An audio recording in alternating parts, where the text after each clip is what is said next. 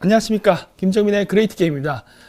좀 전에 방송을 하고 또 잽싸게 또 가서 옷을 갈아입고 같은 배경에다 찍게 됐습니다. 그래서 이제 저희가 그 프로젝트 X를 한다고 했지 않습니까? 저희 그 프로젝트 X는 굉장히 여러 가지가 있습니다. 이제 그 중에 이제 하나를 일단 간단하게 소개시켜 드렸는데, 그 말하지 않는 프로젝트 X도 있습니다. 그건 나중에 시간이 되시면 보시면 됩니다, 그냥. 그래서 여러분들은 그냥 팝콘이나 드시면서 이제 보시면 될 거고, 아마 올해서부터는 좀 재밌게 이 정치적 관련된 부분을 한번 진행해 볼까 합니다. 그래서 오늘은 사실 그래서 그거 하나만 하고 끝내려고 했는데, 이 갑자기 여러 가지 일들이 많이 생겼어요. 그래가지고 제가 따로 또 그레이트 게임 하나 더 중앙아시아에 대해서 하도록 하겠습니다.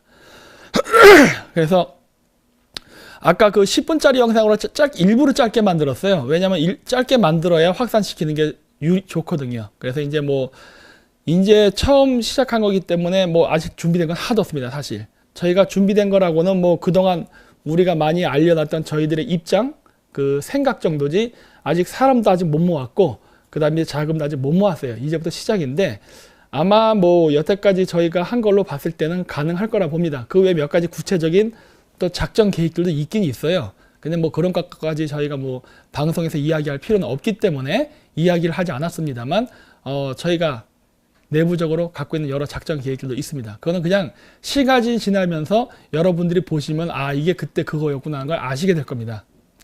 그래서 어차피 저희도 늘 얘기했지만은, 저희는 단순히 그냥 어떤 뉴스에 대해서 평론을 하는 곳이 아니라 늘 이야기하지만 공작을 하는 곳입니다. 네. 그래서 저희는 공작을 하고, 저희들이 공작을 하는 목표는 이미 앞서 방송에서 다 이야기를 했어요. 그렇기 때문에 반중 친미의 대중화 이런 것들을 우리가 하기 위해서 여러 가지 공작을 하죠. 근데 공작이라 해서 무슨 암살을 한다든가 나쁜 짓을 하는 건 아니고, 여러 가지 몰랐던 사실들을 알려주고 그 뒤에 어떠한 다른 꼼수가 있었나를 밝힘으로써 우리가 기존의 기득권 세력들이 우리를 속이면서 마치 그러면서도 영웅인 양, 그러면서 온갖 나쁜 짓을 했던 것을 못하게 하는 거를 이게 하도록 하게끔 하는 게 저희들의 목표였죠. 그래서 한 거였고, 그래서 어쨌든 나머지는 천천히 저희가 시간이 되는 대로 하고, 또 이제 대구 강연이 있고, 또 우리 또 광주, 또 전라도 광주도 저희가 또 가지 않습니까? 거기 김대중 컨벤션 센터에서 저희가 강의하거든요. 궁금하시면 글로 오세요. 그리고 대전, 인천 쪽에서도 하니까 그쪽에 오셔가지고 앞으로 저희가 어떻게 할 것인지 이런 것들을 비공개 강의에서 이야기해 보도록 하겠습니다. 그래서 오늘은 제가 급하게 중앙아시아에 관련된 PPT를 만들었습니다. 그래서 격동의 중앙아시아라고 해서 만들었는데, 왜 그러냐면은 3월 19일, 그러니까 지금으로부터 한 3일 전인가요? 카자흐스탄의 대통령이 바뀌었습니다. 그 전 대통령이 누르술탄 나지르바예프라는 대통령이었는데, 한국 시간으로 한 밤 9시인가 11시까지쯤에 바뀌었어요. 그러니까 제 친구한테 연락이 와가지고 이야기를 듣게 됐는데, 중앙아시아 굉장히 중요합니다. 우리나라에서 이제 신문 기사를 봤더니 굉장히 짧게 지나가더라고요. 근데 이게 짧게 지나갈 문제가 아닌데 짧게 지나가더라고요. 왜냐면은, 그러니까 아직도 우리나라는 바깥 세상에 대해서 잘 모르는 것 같습니다. 이 주변 국가의 대통령이 바뀌는 게 우리에게 어떠한 영향을 끼칠까에 대한 게 되게 중요하거든요. 예를 들어서 일본에서 하토야마 총리가 되느냐, 아베가 되느냐에 따라서 일본의 대한 정책이 변할 수 있거든요. 그리고 그거에 따라서 그 정치는 어떠한 성향을 갖고 있었는가, 어떠한 정책을 추구했나를 분석하면서 우리와 어떠한 관계를 맺을 수 있나를 유추해가면서 외교 정책을 수립해야 되는데, 사실 우리나라 이게 없습니다. 전무해요, 사실. 미국하고의 관계에서도 이런 게 없어요. 예, 그래서 그런 것 때문에. 그런데 그래도 어쨌든 중앙아시아에 대해서 매우 중요하기 때문에 제가 강의를 하게 됐습니다. 물론 제가 거기 있었던 곳이기도 하고요. 그래서 대통령이 바뀌게 됐는데 3월 19일이었어요. 이건 신문은 3월 21일이지만은 대통령직을 나온다고 이렇게 해가지고 나제르바예프 프레젠트 나제르바예프 리자인 이런 식으로 이렇게 영어 써 있는 거 있거든요. 유튜브에도 있습니다. 보시면 아시겠는데, 이 사퇴를 했지만 아직 정확히 저도 좀 감을 못 잡고 있습니다. 왜 그러냐면, 이 사람은 원래 2020년까지는 임기가 보장된 사람이었는데 2019년에 나와버렸거든요. 앞으로도 한 6개월 정도 더 할 수 있는데, 그래서 왜 이렇게 이 사람이 미리 나왔나가 사실 저한테는 궁금증입니다. 근데 아직 봤을 때는 뭐 내부적인 구테타일까 아닐까 하는데 그런 것 같지도 않고 조금 애매해요. 좀 이건 시간이 지나봐야 알 수 있다고 보는데, 일단 여기 보시면은 대통령직은 나왔지만은 그 국가안보회의 의장, 그리고 누르오탄이라고 그 나라의 여당입니다. 말 거의 실질적으로 뭐 일당 독자라고 볼 수 있는데, 그 누르오탄 최대의 여당이죠. 그 여당의 당대표직은 그대로 유지를 합니다. 그리고 앞으로 카자흐스탄의 수도 이름인 아스타나가 이 나라 대통령 이름을 따서 누르술탄으로 바뀐다고 하더라고요. 그래가지고 이게 참 어떻게 되는 건지 저도 잘 몰라요. 그래서 좀 굉장히 그 고민이 많습니다, 저는. 왜냐면 제가 그 여러분들한테 받은 후원금도 상당 금액을 제가 카자흐스탄에 많이 쏟아 부었어요. 왜냐면 제가 그 국제관계를 사실 이야기를 하지만은 제가 예전에도 강의 때도 얘기 많이 했지만 범투르크주의 그 공동 역사 교과서 작업이라던가, 그 다음에 얘네들이 하고 있는 그런 역사 이러한 그 전략이 국제관계 외교랑도 연결되어 있거든요. 그래서 그런 것 때문에 친한파 사람들을 만들기 위해서 마사지를 좀 많이 해놨는데, 갑자기 이렇게 대통령이 바뀌니까 과연 제가 하고자 했던 게 유효하게 진행이 될 수 있는지 없는지에 대한 의문점이 좀 있어요. 그래서 좀 걱정이 되는 부분이 있는데, 7월 3일 날 제가 카자흐스탄에 초청받아서 가거든요. 그 정부 초청으로. 그래가지고 이제 그 범투르크 계통 사람들, 카자흐스탄, 우즈베키스탄, 키르기스탄, 그 다음에 뭐 저기 어디야, 터키, 아제르바이잔, 헝가리 등등의 역사학자들과 함께, 저는 한국 대표로 가는 겁니다. 가가지고 이제 우리가 어떻게 고대에 연결돼 있었으며 지금 어디에 살고 있고 실질적으로 우리가 어떤 식으로 역사를 연대하고 그 역사적 연대감을 바탕으로 어떻게 경제개발과 외교적 협력까지 끌어낼까에 대한 세미나거든요. 제가 좋아하는 스타일의 세미나예요. 그러니까 저는 그냥 역사를 얘기하는 거는 관심 없습니다. 재미없어요. 그 과거의 역사를 바탕으로 해서 현재를 어떻게 살 것인가가 더 중요하거든요. 그래서 그런 것들을 실질적으로 논의하는 세미나예요. 그러니까 약간 좀 학술적 세미나 성격도 있지만 현실적인 정치를 만들기 위한 세미나이기도 하죠. 그래서 지금 준비를 계속 해나가고 있는데 갑자기 대통령이 바뀌어서 조금 걱정입니다. 근데 큰 문제는 없을 거라고 봐요. 저는 될 거라고 좀 희망을 갖고 있고, 지속적으로 저는 이제 좀 주목을 할 건데, 지금 현재 바뀐 대통령, 이제 이틀 전에 바뀐 대통령이 카심 조마르트 토카예프라는 사람이에요. 그래서 이 사람이 다음번 후임으로 대통령이 되는데, 일단은 2020년 대통령 선거가 있을 때까지는 보궐 대통령입니다. 임시직이에요. 그래서 하는데, 이 사람이 2020년에 대통령 후보로 출마하느냐 안 하느냐도 애매하게 얘기해서 모르겠어요, 솔직히. 근데 여태까지 중앙아시아 그 관례로 본다면 이 사람이 할 것 같은데, 저는. 그래서 이 사람이 대통령이 될 수도 있기 때문에 이 사람이 어떤 인물인가에 대해서 한번 조사를 해봤습니다. 이 카심 조마르트 토카예프라는 사람인데, 일단 민족적으로는 카작입니다. 근데 여러분, 제가 예전에 그런 얘기 했었을 거예요. 제 역사 강의를 보신 분들은 아시겠지만 카작 민족은 그 국가 명칭은 카자흐스탄이지만 내부적으로는 주스라 부릅니다. 마치 금나라가 국가 명칭은 금나라라고 부르지만 내부적으로는 조센이라 불렀던 것처럼, 그 조센, 주잔, 우리나라 말의 조선, 그 다음에 저기 뭐 주르찬, 그 다음 주천, 그리고 지금 카자흐의 주즈라는 거는 다 같은 발음에서 나온 그 음차 문자 같은 계열의 그 발음인데, 그 조선이라는 의미예요. 쉽게 얘기해서 조선, 한국말로 하면. 근데 이 카자흐스탄의 그 카작 부족의 그 성씨는 주스 시스템 안에 있는 세 개의 주스, 오르타 주스, 크스 주스, 울루 주스, 이 세 개 주스 안에서 어느 부족이냐로 갈라집니다. 예를 들어서 케레이족 같은 경우는 크스 주스 쪽에 케레이, 그 다음에 울루 주스의 케레이 두 개가 있거든요. 그 다음 나이만 부족 같은 경우는 오르타 주스의 나르이만, 그 다음에 칸글리, 오르타 주스다. 칸글리는 오르타 주스예요. 그래서 오르타 주스의 칸글리 부족의 누구, 이런 식으로 이 주스, 우리나라 치면 본관과 성이라고 보면 돼요. 그런 시스템을 가지고서 카작의 그 부족이 이렇게 배치가 돼가지고 현재 카작 민족이라는 게 형성이 돼 있는데, 이 카심 조마르트 토카예프라는 사람은 주스에 소속된 성이 아닙니다. 카자흐스탄 카자흐스탄에는 이거 나중에 얘기해요. 카자흐스탄에는 그 주스에 소속되지 않은 독자적인 성이 있습니다. 이 사람 같은 경우는 토레예요. 토레라는 부족에서 왔는데 이 토레가 어떤 부족이냐? 징기스칸의 직계 자손들의 부족입니다. 그래서 이 사람은 징기스칸 혈통이에요. 그래서 흥미롭네 라는 생각을 했어요. 카자흐스탄에 갑자기 징기스칸 혈통의 대통령이 나오는구나 라는 생각을 하면서 굉장히 흥미로웠는데 더 흥미로운 것은 무엇이냐? 이 사람의 부인입니다. 이 사람의 부인이 그 유태인이에요.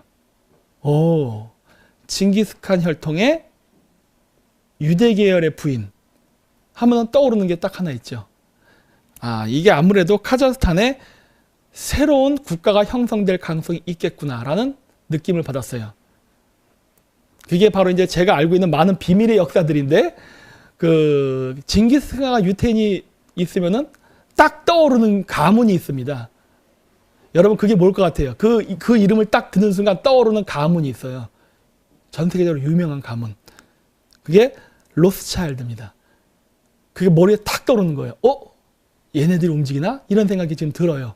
근데 어쨌든 이건 좀 더 봐야 돼요. 그래서 좀 굉장히 전 주목해서 보고 있는데, 대통령이 바뀐다 하더라도 제가 관심을 갖고 현재 추진 중인 그 한국사를 중앙아시아의 범투르크 공동역사 교과서에 넣는 작업에 차질이 없었으면 하는 희망이에요. 그래서 이 사람의 그 이력을 조사해 봤는데, 소비에트 시절에는 이 사람은 모스크바 국제대학교, 그러니까 국제관계학과 출신입니다. 이거 국제 외교에 대해서 공부를 많이 한 사람이에요. 그리고 중국에서 또 대사가 되는 훈련 코스를 이수한 사람이에요. 2번 갔다 왔더라고요. 그래서 이 사람이 중국어를 할 줄 압니다. 그리고 소비에트 시절에 외교부 장관을 했었고 싱가포르 대사도 했었어요. 그러니까 이 사람의 주요 업무지는 소련, 즉 러시아와 중국 두 군데를 계속 왔다 갔다 했습니다. 그 외 나머지 근무지는 다 카자흐스탄 내부였어요. 카자흐스탄 내부에서 외교부 차관, 외교부 장관을 했던 사람이에요. 그러니까 이 사람의 경력은 현재까지 모든 게 다 국제관계랑 관련이 돼 있고 주로 교섭 대상은 러시아와 중국이었다. 그래서 이제 내부적으로 카자흐 친구들한테 물어봤어요. 이 사람의 성향은 어디인가? 그랬더니 카자흐스탄은 종교가 없습니다. 없다고 하긴 좀 애매하고 세속적 국가예요. 종교적 세속 국가인데 그 이슬람을 카자흐인들이 믿지만은 여러분들이 아는 그러한 식의 이슬람은 아닙니다. 그래서 카자흐스탄 여자아이들은 이슬람 신자지만 나시에 미니스커트도 입습니다. 차도로 그런 거 안 해요. 그런 이슬람은 아니에요. 그런데 이 사람이 소비에트가 붕괴된 이후에는 카자흐스탄 내에서 외무부 차관, 1등 외무부 차관, 그 다음에 외무부 장관을 했고 그 다음 수상을 했습니다. 카자흐스탄의 정치 체계는 프랑스식 민주주의와 닮아 있어요. 물론 러시아식도 닮아 있죠. 대통령과 수상이 동시에 존재합니다. 그래서 내각이 존재해요. 마질리스라고 부르는데 그런 형태로 돼 있어서 수상직을 했었어요. 나제르바예프가 대통령일 때. 그리고 국무장관을 했고 국회의원 의원장을 했었고 그 다음 이제 현재 보궐 대통령을 했는데 그 사람이 그 현재까지 외교직에 있으면서 포괄적 핵금지 조약, 그 다음에 중앙아시아 비핵 병기 기지대 조약, 그 다음에 독립국가연합 CIS라고 부릅니다. 그 다음에 샹해 협력기구 SCO 이 지역을 왔다 갔다 하면서 핵확산 방지라든가 각종 그 군사 협력 이쪽에 활동을 했던 사람이에요. 그래서 내가 봤을 때 이 사람은 굉장한 엘리트예요. 야, 이 정도의 경력과 저 정도의 능력이면 이 사람은 천재인데? 라는 생각이 좀 드는 거예요. 그리고 언어도 4개국어를 할 줄 알죠. 카자흐어, 러시아어, 영어, 중국어. 그래서 어떻게 보면 카자흐스탄에 가장 적합한 대통령이기도 합니다. 지금 상황에서. 왜냐하면 카자흐스탄은 러시아, 중국, 미국 요 사이에서 3자 외교 속에서 등거리 외교를 잘 이렇게 풀어나가야 되거든요. 그래서 항상 사람들이 걱정했던 게 지금 대통령 다음에 그것을 풀어나갈 인재가 있었을까 했는데 이 사람 경력을 보니까 이 사람 정도면 할 수 있을 것 같아. 그리고 또 부인이 유태인 아닙니까? 그랬고 이 사람 아무 문제 없겠는데? 라는 생각이 딱 드는 거예요.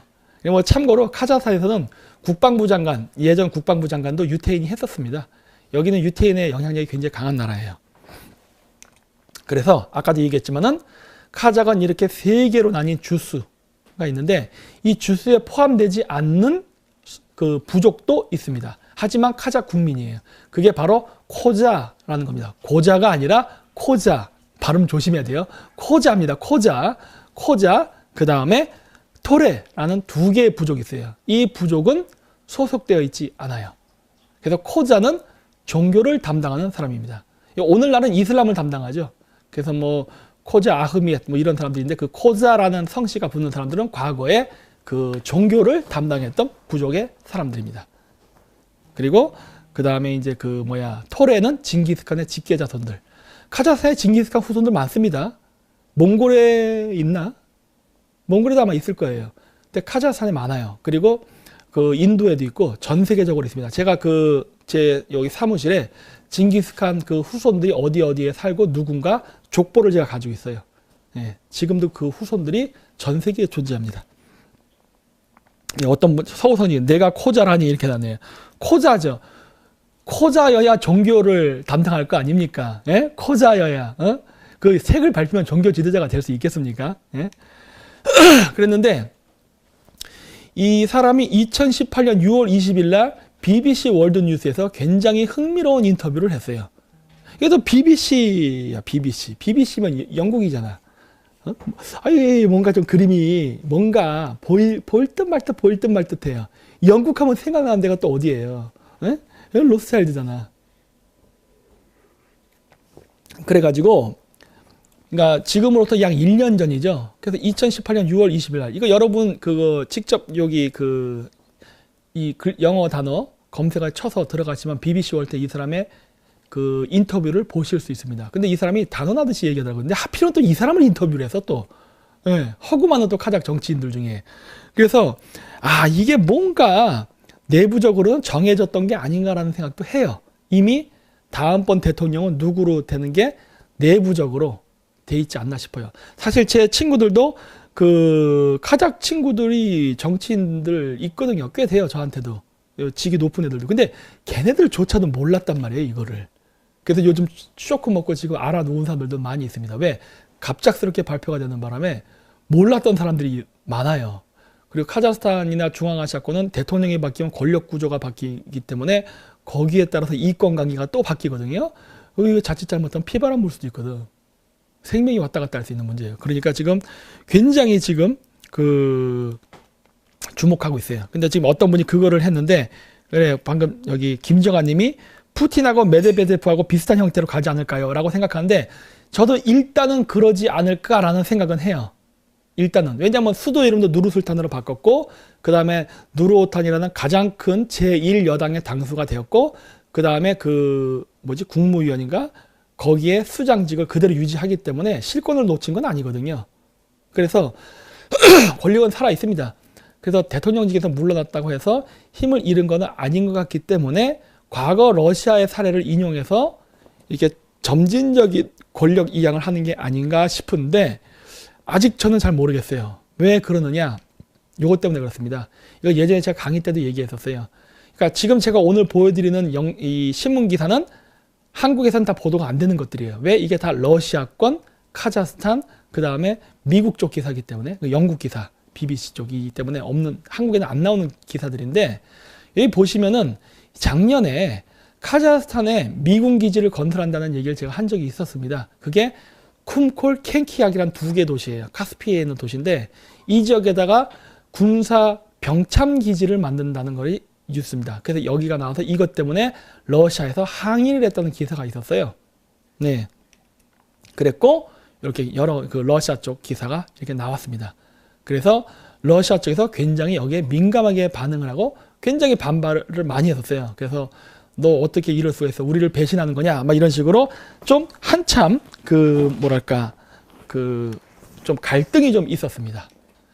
그랬는데 여기가 왜 중요하냐면 이게 바로 그 지도입니다.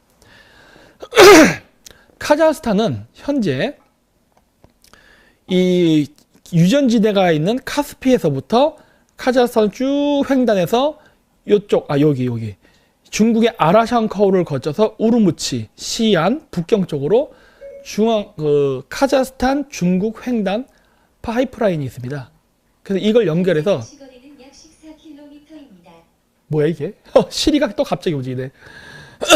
그래서 그 카자흐스탄 횡단 그러한 그 가스 파이프라인이 연결돼서 카자흐스탄이 중국에 석유를 팔아서 그 수입을 벌고 있습니다. 그 외에 또 하나가 노스트림이라고 해가지고 러시아 쪽을 통해서 가는 라인이 있어요. 이렇게. 그리고 또 하나가 카자흐스탄하고 연결되어 있지는 않지만 카스피의 건너편 아제르바이잔, 거기 바쿠 유전지대거든요. 이 바쿠 유전에서 조지아에 있는 수도 트빌리시, 그 다음에 터키의 세이한이라는 지역으로 연결되는 BTC 파이프라인, 이 세 개의 파이프라인을 주로 이용을 해가지고 카자흐스탄이 석유를 팔아서 살림에 이용을 하고 있습니다. 근데 제가 예전에도 이란 문제에 대해서 언급하면서 그 얘기를 했을 거예요. 이란이 이번에 북핵 개발과 연계돼 가지고 대북 제재를 하는 과정 속에서 만약에 이란에서 어떤 쿠데타라든가 정권 교체가 일어나는 어떤 급진적인 상황이 발생하게 되면은 카자흐스탄은 잘만 하면은 러시아나 중국에 의존하지 않는 육지를 통해서 유럽으로 파이프라인을 연결할 수 있는 길이 열릴 수도 있다 하는 얘기를 제가 했을 거예요. 이 카스피해를 횡단해서 바다를 횡단해서 뚫는 해저 파이프라인은 위험성이 있습니다. 배가 충돌을 한다든가 어떤 불의의 사고로 해서 파이프라인이 파괴될 가능성이 있고, 또 이게 소금물 지역이잖아요. 부식이 될 수도 있어요. 부실 공사했을 경우. 그리고 여기에 또 환경 파괴 등등 여러 가지 문제가 있기 때문에 이 바다를 횡단해서 해저 파이프라인을 뚫는 것은 아직은 좀 무리입니다. 그리고 비용 문제라든가 이런 것 때문에. 그런데 만약에 이란에서 어떠한 사태가 발생한다면, 지금 북한 문제 때문에 미국이 난리를 치는 이유가 뭐 때문에 그렇습니까? 북한에서 만들어진 핵이 혹은 장거리 미사일이 이란 혹은 시리아로 들어오게 되면 그 미사일이 이스라엘을 공격하기 때문에 문제가 된다고 한 거 아니에요. 그래서 이스라엘이 지금 이란을 상대로 해서 대규모 정권을 전복시키기 위한 공작을 하고 있고, 그건 진짜로 하고 있는 거예요. 음모론도 아닙니다. 그런 사태가 지금 벌어지고 있는 현 상황인데, 이 상황에서 이란 북쪽에 이 카자흐스탄 영토 이쪽 카스피해 쪽 여기에다가 미국의 병참 기지를 건설하게 되면은 이란을 공습하기가 굉장히 용이해진단 말이에요. 그러니 당연히 러시아가 민감해질 수밖에 없죠. 왜? 러시아는 이란의 지금 시아파 정권을 지지하고 있거든요. 루하니 정권이라고 하는데 여기를 지지하고 있습니다. 그렇기 때문에 이 카자흐스탄이 이란 정권을 전복시킬 수도 있는 그런 그 지원을 할 수 있는 그 켄키약, 쿰콜이라는 그 조그만 그 카스피의 그 연안 지역 도시에 이러한 미군 기지를 허용하는 것은 러시아에게는 굉장한 위협이 되는 거예요. 따라서 이러한 문제 때문에 카자흐스탄 내부에 존재하는 친러파 정치인들의 반발이나 견제를 받았을 가능성도 저는 있었다고 봐요. 왜냐? 앞쪽에 얘기했던 그 조마르프, 이름이 뭐였더라 이 사람? 토카예프, 조마르트 토카예프, 이 사람은 친러파기 때문이에요. 친러파 대통령입니다. 따라서 이런 여러 가지 정황적 증거에 의하면 어쩌면 그런 것 때문에 러시아의 영향으로 대통령이 교체된 건 아닐까라는 생각도 조심스럽게 추측을 해봐요. 그리고 그 지역이 보시면 아시다시피 이 쿰콜과 켄키약이 있는 지역은 중앙아시아로부터 아트라우를 거쳐서 동서로 중국과 러시아로 지나가는 파이프라인의 중간 지역에 있습니다. 따라서 이 지역을 미국이 장악하게 되면은 중국과 러시아가 매우 불편해져요. 그래서 지정학적으로 굉장히 중요한 지역입니다. 그래서 러시아가 굉장히 싫어할 만한 사건이에요. 실질적으로도 러시아가 굉장히 나즈르바예프 대통령을 비판을 많이 했습니다. 이것 때문에. 그랬는데 그때 당시에 어떤 이야기가 나느냐, 그 전 대통령이 러시아에 대해서 실망했다, 신뢰를 상실했다. 그래서 우리는 미국 쪽으로 방향을 선회한다라는 이야기가 있었어요. 그래서 그 전 대통령이 친러에서 친미로 방향을 선회하는 움직임이 있었습니다. 그렇기 때문에 일대 대통령은 일단은 친미파라고 볼 수도 있어요. 뭐 그 사람은 친러긴 하지만 친미적 성향을 가진 친러파라고 볼 수 있는 거예요. 그런데 이 사람이 이 그 미군 기지 건설 문제 때문에 문제가 생기고 나서 그 얼마 안 돼서, 그러니까 2018년 사건 아닙니까? 그리고 나서 2019년 1년 만에 대통령직이 바뀐 걸로 봐서는 그것도 2020년에 임기가 완료가 되고 나와도 되는데 굳이 이렇게 일찍 나왔단 말이에요. 이거 자체가 저는 굉장히 좀 이상하다 생각이 들고, 어쩌면 이게 친러파와 지금 나제르바예프 대통령 간의 내부적 권력 알력 다툼에서 러시아의 지원을 받았던 친러파 쪽이 세력이 이긴 게 아닌가. 그래서 일종의 아름다운 양위 형식으로 권력이 바뀐 건 아닌가라는 쪽에 저는 더 무게를 두고 있습니다. 그러니까 푸틴이 메드베데프에게 권력을 잠시 이양했다 다시 들어오는 그런 형식이 아니라 어쩌면은 예우는 해주되 그 실질적인 권력의 선에서는 물러나게 한 게 아닌가라는 생각도 해봐요. 저는. 그랬고 이 지역은 굉장히 지금 현재 지정학적으로 민감한 지역이거든요. 여기가 1대1로가 통과하는 지역이기도 하고 그리고 제가 옆에서 제가 그어놨던 이 오렌지 색깔 선, 요 색깔. 예전에 제가 이란 문제에 대해서 한번 강의한 적이 있습니다. 만약에 지금의 이란의 루하니 정권이 미국과의 대립이 계속 지속돼서 결국 이스라엘 미국 연합군과의 전쟁에서 만약에 이란이 지고 경제 붕괴 그 이후에 정권 교체로 이어지는 상황이 발생하게 된다면 자칫 잘못하게 되면은 카스피해 남부 즉 이란 북부 지역에 투르크계 민족이 사는데 이 지역이 어쩌면 독립을 하거나 정치적으로 자유로워지는 순간이 올 수도 있다. 그렇게 되면은 이 지역을 통과해 가지고 그러니까 이란을 통과하지 않고 독립된 투르크계 민족의 국가 그 지역을 통과하는 새로운 파이프라인이 뚫리게 될 가능성이 높아요. 그러면 카자흐스탄은 더 이상 러시아의 눈치를 보지 않는 독자적인 국가가 될 수 있습니다. 따라서 미국의 입장에서는 바로 여기 쿵콜 그다음 켄키아기 이 지역에 그 군사 도시를 건설하고 대이란 견제를 하는 정책은 미국인에게서는 굉장히 중요한 군사 전략적 지역이고 만약에 이것을 카자흐스탄이 지원을 한다면은 러시아와 이란에게는 굉장한 위협이 됐겠죠. 그래서 이러한 여러 가지 역학관계 때문에 어떤 문제가 있는 게 아닌가라고 지금은 생각을 하고 있습니다. 그래서 제가 걱정하는 부분은 바로 이거예요. 범트루크지 운동. 왜냐하면은 그 범트루크지 운동이 언제부터 활성화되기 시작하냐면요. 제정 러시아 때 활성화되기 시작합니다.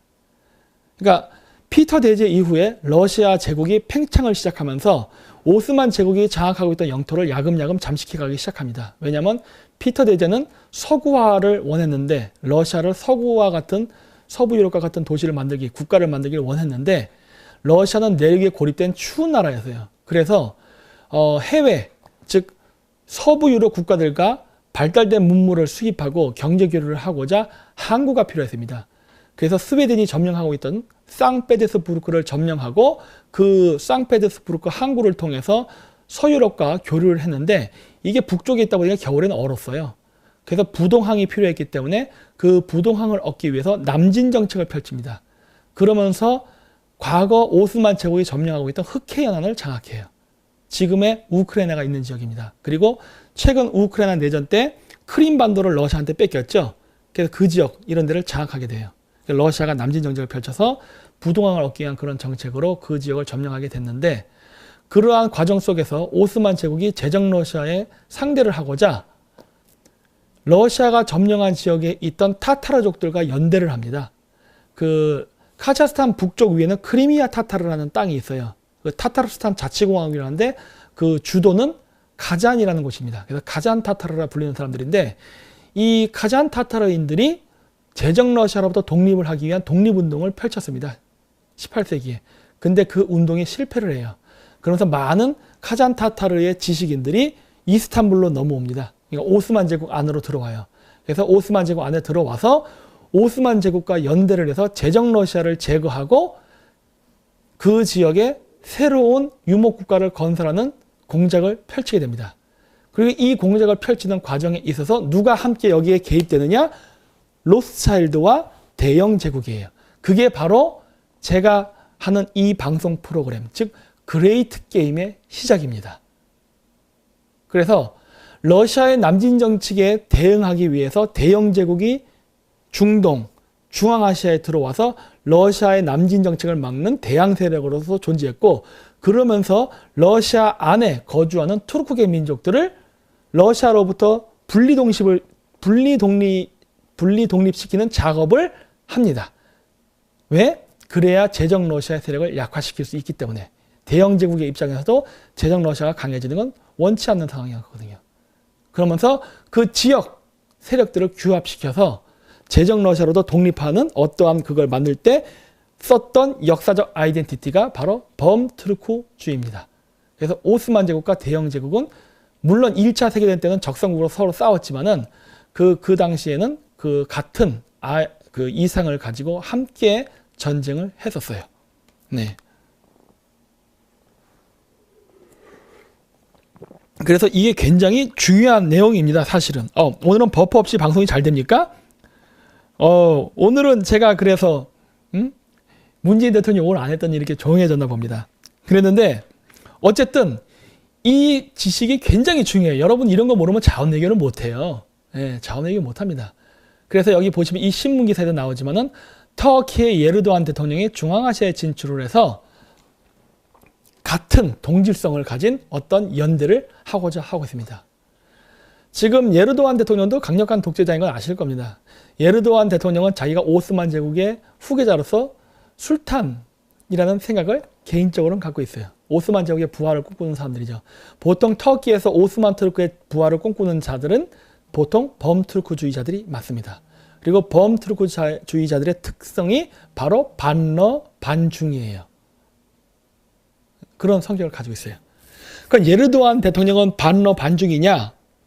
원래 중앙아시아인들이 굉장히 그 유연하고 능글스러운 정책을 많이 펼치는데 마음속으로는 반러 반중이지만 자신들의 단기적 이익을 위해서는 친러 친중도 합니다. 하지만 근본적으로 반러 반중은 변하지 않아요.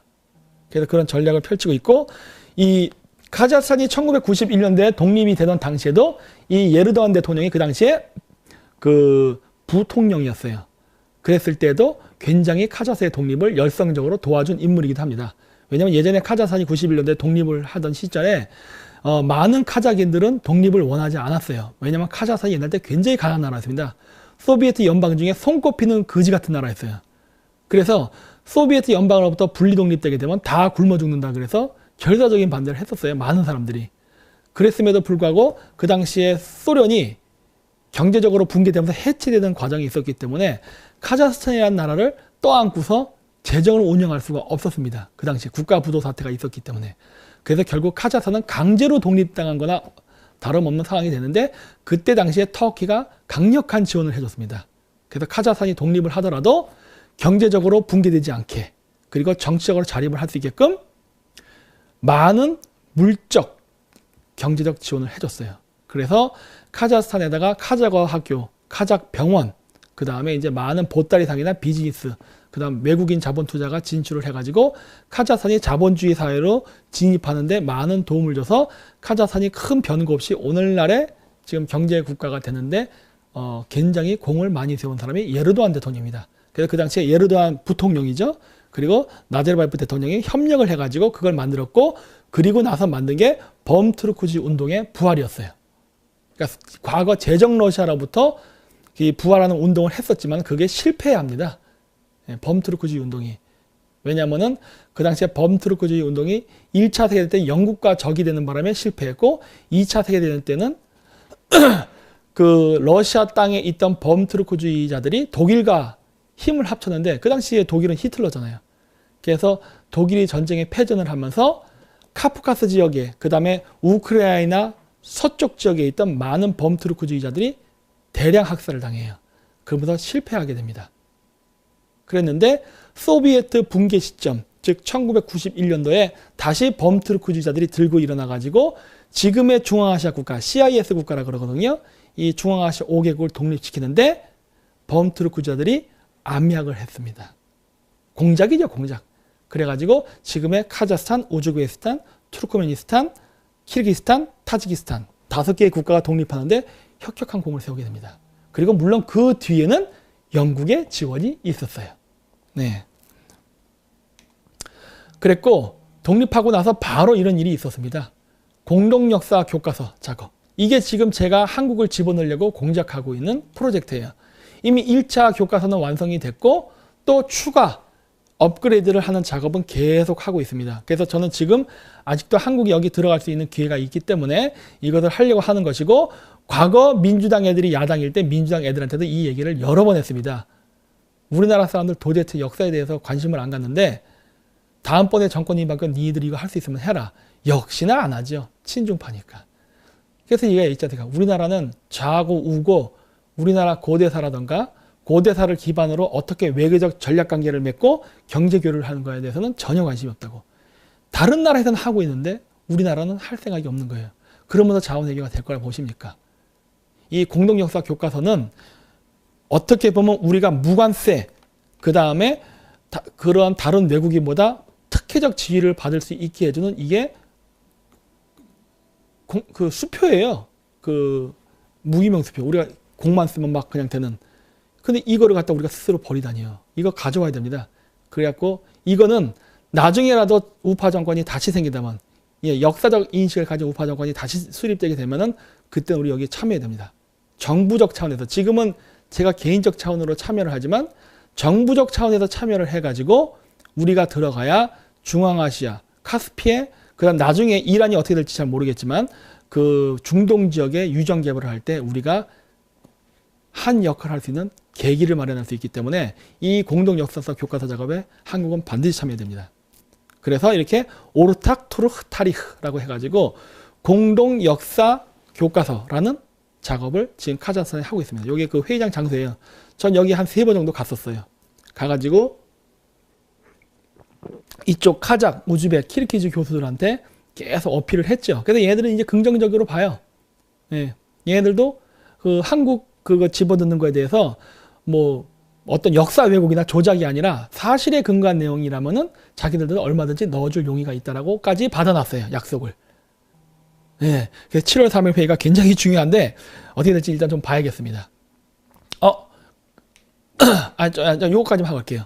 그래서 지금은 공동역사 교과서 작업을 넘어가지고 지금은 뭐까지 하려냐면 언어를 맞추는 작업까지 하고 있습니다.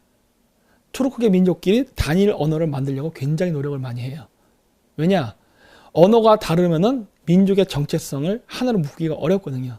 그래서 만드는데 그 만드는 작업의 일환으로서 단어를 통일시키는 작업을 합니다. 그러니까 그 21세기 언어 있잖아요. 컴퓨터, IT, 프로세스 이런 등등의 외래어들을 투르크계 언어를 쓰는 민족들끼리 같은 단어를 만들어서 같이 쓰는 식으로.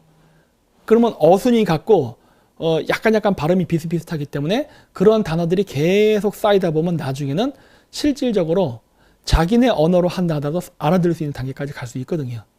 실질적으로 카자흐, 타타르어, 키르키즈어는 서로 알아듣습니다. 그리고 우즈벡, 위구르, 터키는 서로 또 알아들어요.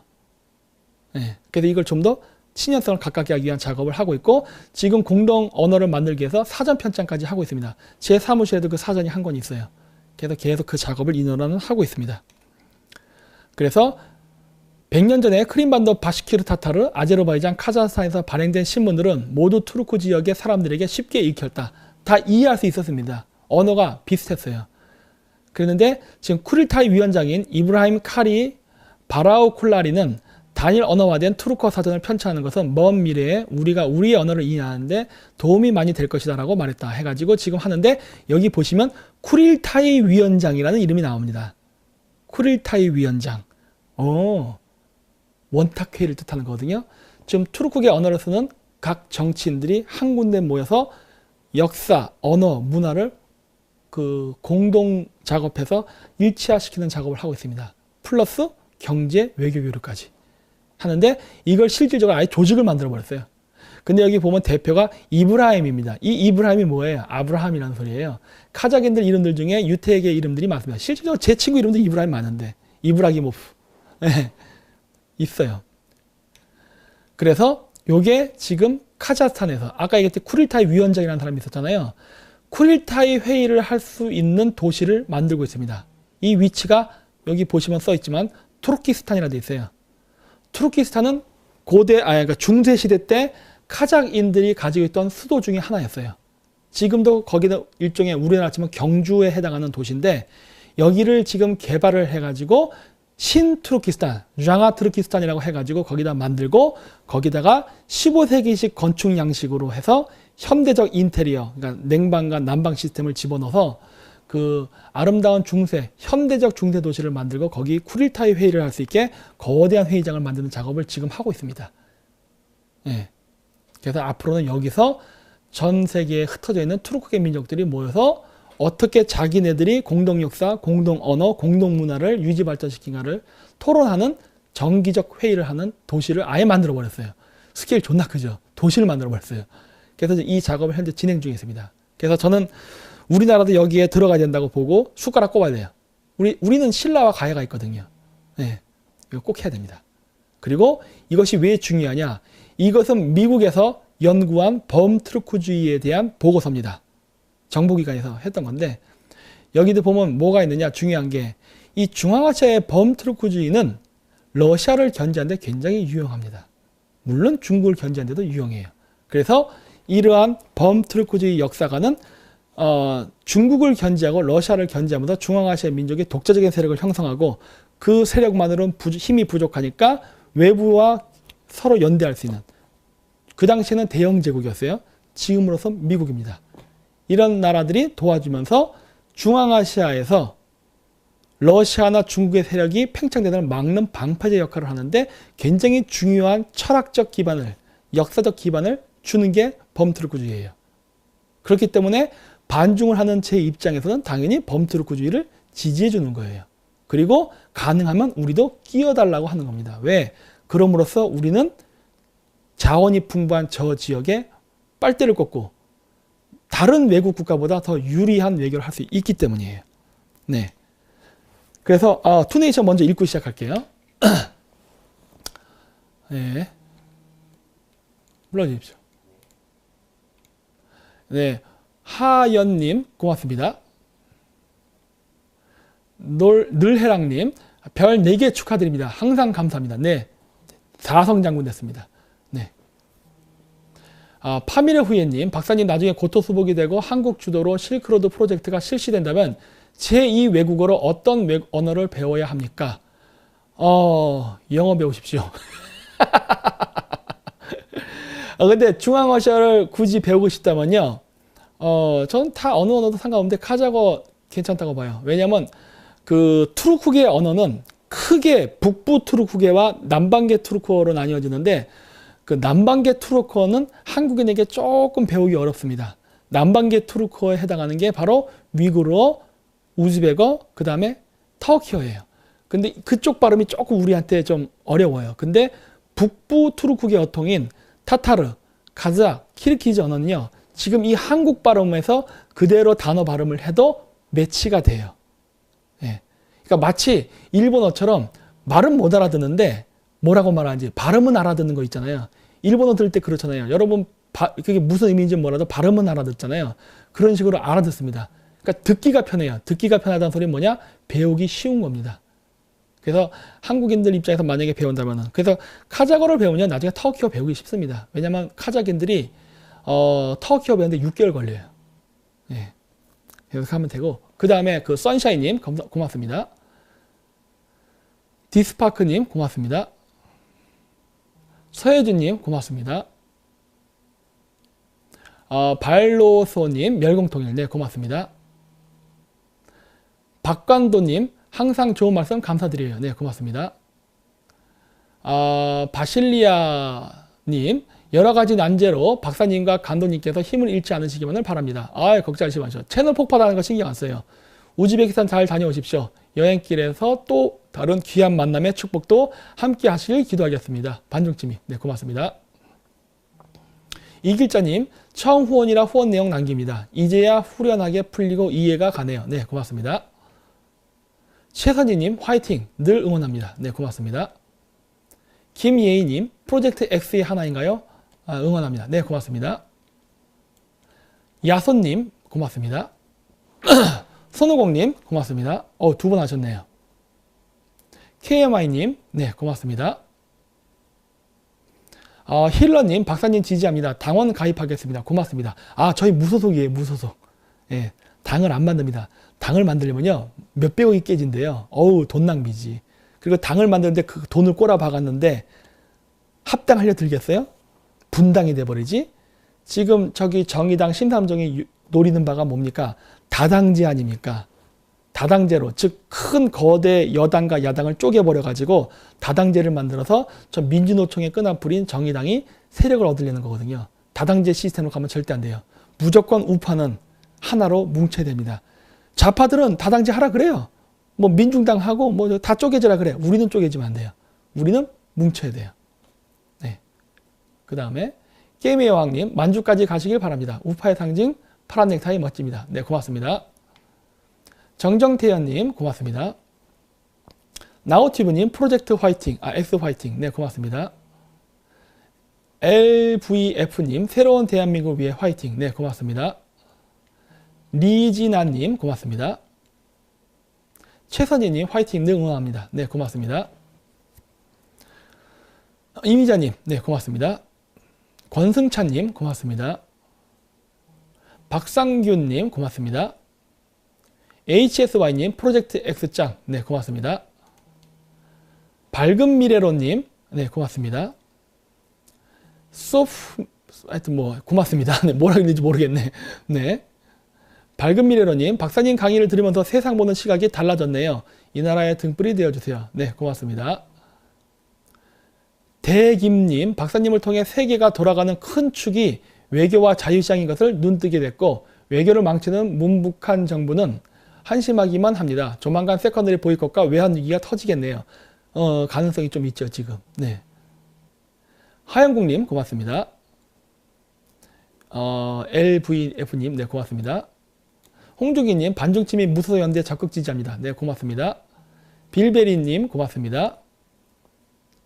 루비에님 박사님 오늘 너무 감동입니다. 적극 지지합니다. 화이팅. 오늘 왜 이렇게 많아요 메시지? 네, 고맙습니다.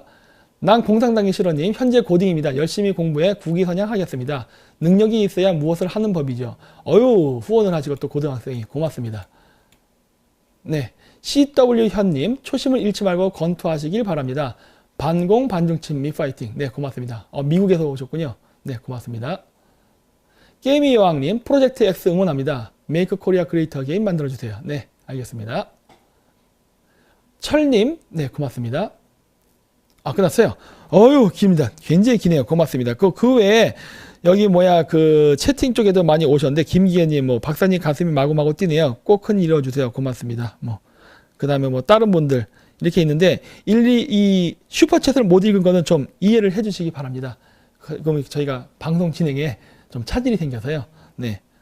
그래서 지금 제가 중앙아시아에서 범트루크주의라든가 이런 거에 관심을 갖는 거는 중앙아시아 사람들은 반중 정서가 굉장히 강합니다.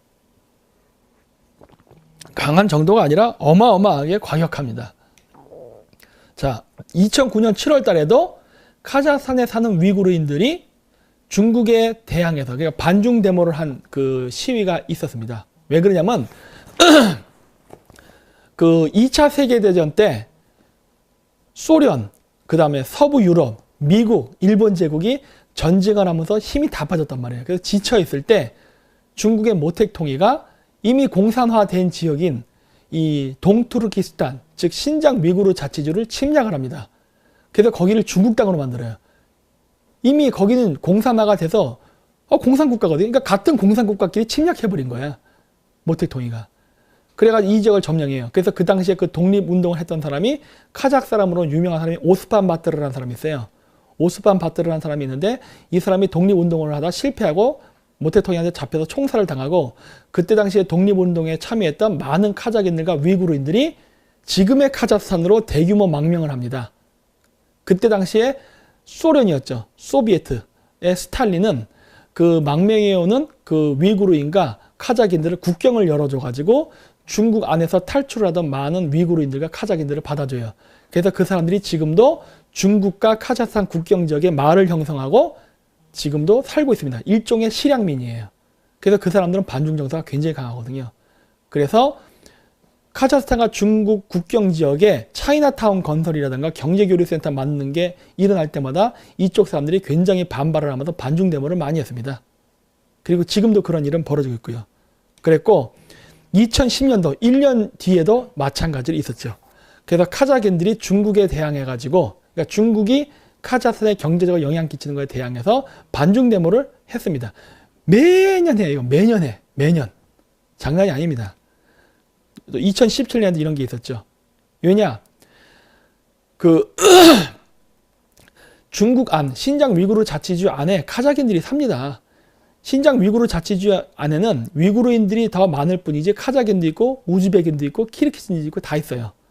그래서 있는데 이쪽 사람들이 중국의 압제에서 벗어나기 위해서 분리주의 운동, 즉 독립운동을 하고 있단 말이에요. 그래서 분리운동을 하는 위구르인 카자흐인들을 때려잡고 뭐 장기 매매하고 뭐 별짓을 다 합니다. 그리고 위구르나 카자흐 남자들, 신장 동투르키스탄에 사는 사람들, 남자들이 결혼을 하지 못하게 의도적으로 우르무치에 있는 많은 위구르와 카자흐의 여자들을 중국 남부 지역, 광동 지역 있죠? 광동, 그 심천 이런 경제 지역, 거기로 조립 라인의 여직공으로 데려가서 거기서 일을 시켜요. 그러면서 고향에 보내지를 않습니다. 그러면서 그 여자들이 중국 남자와 결혼을 해서 애를 낳게끔 유도하는 정책을 지금 펼치고 있습니다. 그래서 민족 말살 정책을 지금 펼치고 있죠. 그래서 이런 일들이 지금 중국에서 일어나고 있어요. 예. 그래서 그런 거에 대항을 해서 카자흐스탄 안에 있는 카자흐인들이 반중 데모를 한 거예요. 야, 다 같은 카자흐 형제인데 중국 땅에 있는 카자흐인들이 지금 중국인들에게 탄압받고 있지 않냐? 근데 어떻게 우리가 아무리 돈이 좋아도 그렇지 중국하고 경제 교류를 하기 위해서 카자흐 형제들이 저렇게 고문을 받고 탄압받는 거에 묵인을 할 수 있냐 해서 대규모 그 반중 시위가 일어났던 거예요. 2017년도에 굉장히 크게 일어났습니다. 아주 전국적으로 일어났었어요. 네. 그랬고 그때 중앙아시아도 마찬가지예요. 키르기스탄도 마찬가지예요. 그래서 키르기스탄에서도 이렇게 반중 데모가 일어났습니다. 지금 제가 예전에 그 차이나타운 건설에 대해서 한국에서도 많이 얘기했을 거예요. 전라도에 지금 많은 중국인들이 가서 차이나타운 건설한 이유는 전라도를 중국화시키기 위해서 하는 전략이다. 그러면서 전라도 지역을 중국화시키기 위해서 그 지역의 토우 세력, 이제는 뭐라고 말할 수 있을까요? 그게 5.18 유공자 세력입니다. 걔네들이 저번에 그 방송 보셨죠? GZSS. 걔네들이 5.18 유공자가 돼서 공무원으로 대거 진출했거든요. 그리고 경제적 특권과 관료직을 얻었습니다. 그리고 나서 그들은 바로 중국과 그러한 차이나타운 건설 프로젝트에서 많은 돈을 받고 있는 거죠.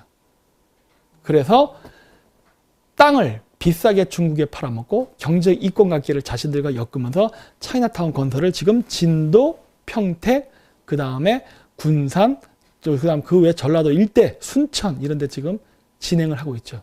새만금 사업에도. 그래서 거기에 대항해서 일어난 거예요. 차이점은 뭐냐? 카자흐인들은 일어났다는 겁니다. 자기가 사는 지역에 그 카자흐스탄과 중국 국경 지역에 그 아킴, 즉 시장 그리고 도지사들이 중국의 매수가 돼서 중국과 사업적 이권관계를 얽히면서 자꾸 카자흐스탄의 영토를 중국화시키고 차이나타운을 건설을 했거든요. 그래서 그 땅에 있는 그 해당 지역의 지역 주민들은 반중데모를 일어난 겁니다. 아직 우리나라 전라도에서는 일어나지 않았어요. 하지만 중앙아시아에서는 일어났습니다. 그래서 중국인들이 자기 땅에 침탈해 오는 것을 강력하게 규탄하고 그 공무원들도 잘라버렸어요. 강력한 데모를 통해 가지고 저 사람 쫓아내지 않으면은 우리는 국가를 전복시키겠다고 과격하게 나갔다고요. 그래가지고 이날 때 나제르바예프 대통령이 깜짝 놀래가지고 그 강력한 독재 국가에서 양 같은 국민들이 중국 얘기가 나니까 이를 갈면서 정말 이런 식으로 나가면 우리 가만히 안 있어 이래가지고 문제가 커지니까 막 잘라버리고 그랬다고요. 그래서 친중파 도지사들 막 잘랐어요. 이게 전라도에서도 일어나야 됩니다. 예? 예. 친중파 제거 이코로 5.18 유공자 제거입니다. 가짜 유공자, 이게 가짜 유공자. 예. 그래서 여기 보시면 이런 기사가 났어요. 이건 우리나라에서 절대 쓸 수 없는 기사죠. 카자흐스탄에서 많은 수치스러운 일이 발생했다라는 기사예요. 왜 그러느냐? 중국이 신장 위구르 자치주에서 카자흐인들을 때려잡고 장기 매매로 쓰고 뭔가 나쁜 짓을 다 하고 있는데 거기에 대해서 중국 정부의 돈에 매수된 정치인들이 아무 말도 안 했거든요. 그래갖고 카자흐스탄의 지식인들이나 국민들이 들고 일어났던 거예요. 아무리 돈이 좋아도 그렇지 어떻게 우리 동포가 죽는 거를 눈 감을 수 있느냐. 그것도 중국 놈한테 있을 수 없다. 그래서 막 이렇게 막 데모가 그 당시에 카자흐스탄의 모든 대도시에서 전국적으로 일어났습니다. 예. 그게 이 당시의 신문 기사예요. 예. 그랬는데 그래서 이 범트루크주의 운동은 반중, 그 다음에 반동북공정 정책에 매우 유리한 역사 인식입니다. 그래서 제가 한국 혼자서 동북공정에 대항해서 싸우기는 매우 힘들어요. 중국은 큰 나라입니다. 그렇기 때문에 거기에 대항하기 위해서 몽골과도 역사적 연대를 해야 되고, 그리고 중앙아시아의 국가들과도 역사적 연대를 해야 되는 거예요. 그래야만 우리가 고조선이라든가 그 다음에 고구려, 그 다음에 그 많은 우리나라의 그 만주의 역사를 되찾을 수 있는 겁니다. 혼자 하면 안 되지만 함께 하면은 성공할 수 있어요. 그리고 이미 미국도 중국을 견제하기 위해서 많은 수단을 쓰고 있습니다. 경제적 제재, 금융 제재, 그 다음에 그 반중 정치인에 대한 눈에 보이지 않는 간접적인 지원, 그 다음에 외교 정책 등등 많은 일들을 하고 있거든요. 그 마두로에 대항해서 콰이도를 지원하고 하는 거 있지 않습니까? 그런 게 있기 때문에 우리나라도 이 역사를 이용하게 되면은 굉장히 많은 혜택을 받을 수 있는 거예요. 따라서 중국 동북공정에 대항하기 위해서는 우리가 중앙아시아의 유목민족들과 연대를 해야 돼요. 역사에 대해서. 역사 찾기 운동에 연대를 해야 됩니다. 그래서 공동 역사 연구를 해서 편찬을 하고 세미나를 많이 열고 그 근거를 기반으로 해서 미국의 역사학자들과 공동 세미나 연구를 해야 됩니다. 왜? 국제적으로 인정받기 위한 초석으로서. 그러면은 중국은 동북공정을 함부로 못하게 됩니다. 왜냐? 이번에 봤지 않습니까? 중국이 중국발 독가스 들어오는 거 지네들이 한 거 아니라 그렇게 난리를 부르스를 쳤는데 한국이 나사랑 공동 연구한다니까 꼬리를 낮췄잖아요. 바로 그거거든요. 중국의 동북공정에 대항하기 위해서 결국 미국의 힘이 필요한 것입니다. 지금 문재인 정권 반미하니까 어떻게 됩니까? 동북공정에 대해서 아무 얘기도 안 하죠? 그래서 뭐예요? 가야사 보고난데 저 남부 해안 끝자락의 나라, 응? 중국이 고구려 한국 땅이라고 하는데 거기에 대해서 이런 방구도 안 하면서, 응? 그러니 친미가 필요한 거예요. 동북공정에 대항하기 위해서도 미국의 힘이 필요한 것입니다. 그리고 미국의 입장에서도 만주의 역사를 중국이라고 하는 것보다 한국의 역사를 하는 게 더 좋은 거 아니에요? 중국이 괴로운 거는 미국의 입장에서는 좋은 거 아니에요? 그렇기 때문에 미국이 한국의 손을 들어줄 수 있다니까요. 이 역사 공정에서. 우리나라 강단사학자들 한사곤 문제만 나왔다면 거품을 물죠. 한사곤은 한반도 안에 있었다. 만주에 있다고 하면 어때? 만주에 있다고 할 수 있는 근거 기록들도 많이 있는데 어차피 양쪽 다 할 말이 있고 양쪽 다 근거 제시를 하잖아요. 그럴 때는 우리는 어떤 근거를 가지면 되는 거예요? 우리에게 유리한 근거를 취하면 되는 겁니다. 그렇죠? 근데 우리에게 유리한 근거라는 게 한사곤이 만주에 있었다는 요동설에 만약에 하고 싶은데 그게 만약에 중국이 강력한 정으로 못하게 되면 우리는 못하는 거죠. 근데 미중 무역전쟁 속에서 한국이 이러한 역학관계를 이용해갖고 한사군의 요동, 즉 만주 존재설을 제시한다면 미국이 왜 반대하겠습니까? 그리고 얘기했잖아요. 증거만 충분히 제시하면 된다니까. 왜냐? 고대사는 원래 논쟁이거든요. 자료도 부족하고 문헌도 부족하기 때문에 기존에 있는 거를 바탕으로 추정할 수밖에 없기 때문에 원래 그래요. 따라서 최종적인 해석은 정치적으로 끝납니다. 근데 그게 지금 우리에게 유리한 환경을 조성해 놨는데 왜 우리가 스스로 우리의 역사의 지평을 줄이려 합니까? 이참에 미국이랑 함께 딱 해서 하버드 대학교 역사학과, UCLA 역사학과, 존 홉킨스 대학, 시카고 국제학교 유명하잖아요. 거기 역사학과 교수들과 한국의 역사학과 교수, 그다음 중앙아시아, 몽골 이쪽의 역사학자 교수들이 함께 모여가지고 중국의 역사 공정에 대해서 비판을 하면서 실제 역사는 이런 것이다 하고 딱 발표하면 끝나는 거예요. 예. 예? 이런 거 전혀 할 생각도 안 하죠. 우리나라 역사학자들. 제야사학자들도 생각을 안 하고 강단사학자도 생각을 안 합니다. 그래서 그냥 문제라는 거예요. 예? 이러니 좌우가 바뀐다고 세상이 변합니까? 올바른 역사라는 역사 찾기가 되겠습니까? 안 되지. 왜냐? 역사 찾기 운동에 바라보는 시각이 이념 논쟁밖에 없잖아요. 지금도. 올바른 역사 찾기 운동 가서 맨날 이승만 개새끼, 박정희 개새끼 하죠. 지금. 좌파들은. 그리고 우파들의 논리는 뭡니까? 이승만은 위대하다. 박정희는 위대하다. 이거예요. 이념 논쟁만 하는 게 우리나라의 역사 싸움이에요. 근데 제가 바라보는 역사 전쟁은 그게 아니거든요. 어떻게 하면 우리의 영역을 좀 더 크게 확장시켜서 해석을 하고 나중에 기회가 되면은 저 지역의 깃발을 꼽을까 하는 거예요. 어떻게 하면 우리가 저 지역을 가져가는 거를 정당성을 부여할 수 있고 국제사회가 그거에 대해서 인정을 해주게 할 수 있는가. 난 이쪽에 관심이 맞춰져 있거든요. 제가 연구하는 모든 역사는 이쪽에 맞춰져 있습니다. 예. 왜? 만주를 먹어야 우리나라가 강력한 나라가 될 수 있으니까. 근데 우리나라의 역사 논쟁은 그게 아니에요. 제 관점에서는 당파 싸움입니다, 그냥.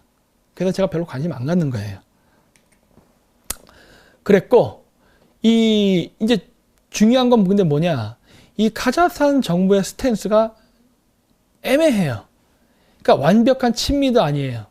그래서 이 베네수엘라 기사를 뜬금없이 제가 올렸는데 이게 뭐냐? 예전에도 보여드렸죠? 러시아의 바그너라는 사설 용병 회사가 마두로를 지키기 위해서 400여 명의 용병을 파견했다. 그래서 그리고 그것도 모자라갖고 러시아의 전투기를 거기다 배치했다. 왜? 마두로 대통령을 지키기 위해서. 러시아가 간 거죠. 예. 그리고 이거에 대항해서 지금 트럼프 대통령이 반대 세력인 콰이도를 지지해주고 있죠. 그러면서 싸우는데 이러한 일이 있으면서 어떤 일이 발생했느냐? 카자흐스탄이 베네수엘라부터 금을 매입합니다. 그리고 러시아도 베네수엘라부터 금을 매입했어요. 그래서 제가 이걸 보면서 제가 그때 뭐라고 했습니까? 아무래도 마두로가 망명할 것 같다는 얘기를 제가 했었잖아요. 왜냐? 베네수엘라가 금을 팔고 있어요. 남들은 금을 못 모아서 안달인데.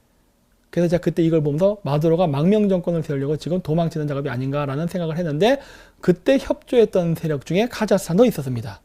그리고 여기 보시면은 누르캐피탈이라는 회사인데 이 누르캐피탈은요 이란에 있는 회사예요. 근데 이게 중요한 게 뭐냐면 제 친구들도 그렇지만은 많은 카자흐 친구들이 이란을 통해서 석유를 파는 사람들이 꽤 있습니다. 이란을 통해서. 이란을 통해서 석유를 팔게 되면 사실 문제가 되는 거예요, 이게.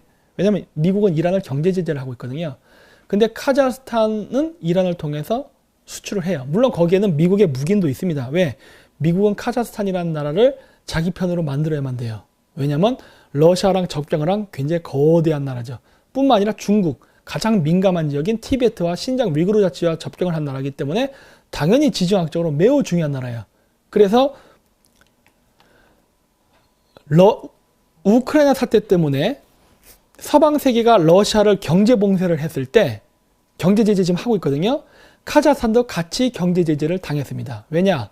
카자흐스탄의 모든 금융이나 그 다음에 원유 이런 것들이 러시아를 통해서 가는 것들이 굉장히 많거든요. 과거 소비에트 때부터 교류를 했기 때문에. 그래서 러시아를 제재하게 되다 보니까 공교롭게도 카자흐스탄까지 같이 제재를 받게 된 거예요. 그럼 카자흐스탄도 같이 힘들어지면 어떻게 되겠어요? 반서방 국가가 될 거 아니에요. 그랬기 때문에 카자흐스탄에 한해서는 많은 예외사항을 두었었어요. 그래서 그러한 요인 때문에 이란을 경제 제재를 하고 있는 상황에도 불구하고 카자흐스탄의 많은 석유 기업들은 이란을 통해서 석유를 수출하는 게 암묵적으로 용인이 됐었습니다. 왜냐? 카자흐스탄은 내륙 국가이기 때문에. 그게 러시아나 중국 쪽으로 나가면서 러시아와 중국의 영향에 드느니 차라리 이란 쪽으로 빠지는 게 낫다는 게 플랜 B의 아이디어였죠. 근데 이게 만약에 이란에서 어떤 병고 사태가 일어나서 아까 제가 얘기했죠. 이란 북부 지방에 사는 투르크계 민족들이 독립을 하게 되면은 그때는 카자흐스탄은 이란이 아닌 투르크계 민족의 영토를 통과해서 기름을 유럽에 팔 수 있는 루트가 열리는 겁니다. 그리고 그 길을 열기 위해서는 이란 안에 있는 투르크계 민족들이 독립을 해야 돼요. 그리고 그 독립을 지원하는 세력은 누구다? 범투르크주의자들입니다. 네. 그래서 이러한 역학관계가 움직이면서 그 나라 대통령이 역사 되찾기 운동을 하면서 범투르크주의 운동을 많이 이용을 하고 있는 거죠. 따라서 범투르크주의 운동은 러시아를 견지하는 역사 사상이기도 합니다. 그래서 나제르바예프 대통령 삶과 관계가 있지 않을까 하는 생각도 하는 거예요. 네. 그래서 카자흐스탄이 그럼 얼마나 지정학적으로 중요하느냐? 이게 카자흐스탄의 위치고 지금 그어놓은 빨간 선이 바로 중국이 추구하는 1대1로의 노선입니다. 1대1로. 보시면은 테헤란, 이란의 수도죠? 이 카스피에 가깝게 있어요. 테헤란, 즉 이 이란 북부에 사는 지역에는 투르크계 민족들이 많이 산다고 했잖아요. 요 테헤란에도 상당수의 투르크인들이 삽니다. 예. 소수가 아니에요. 다수예요.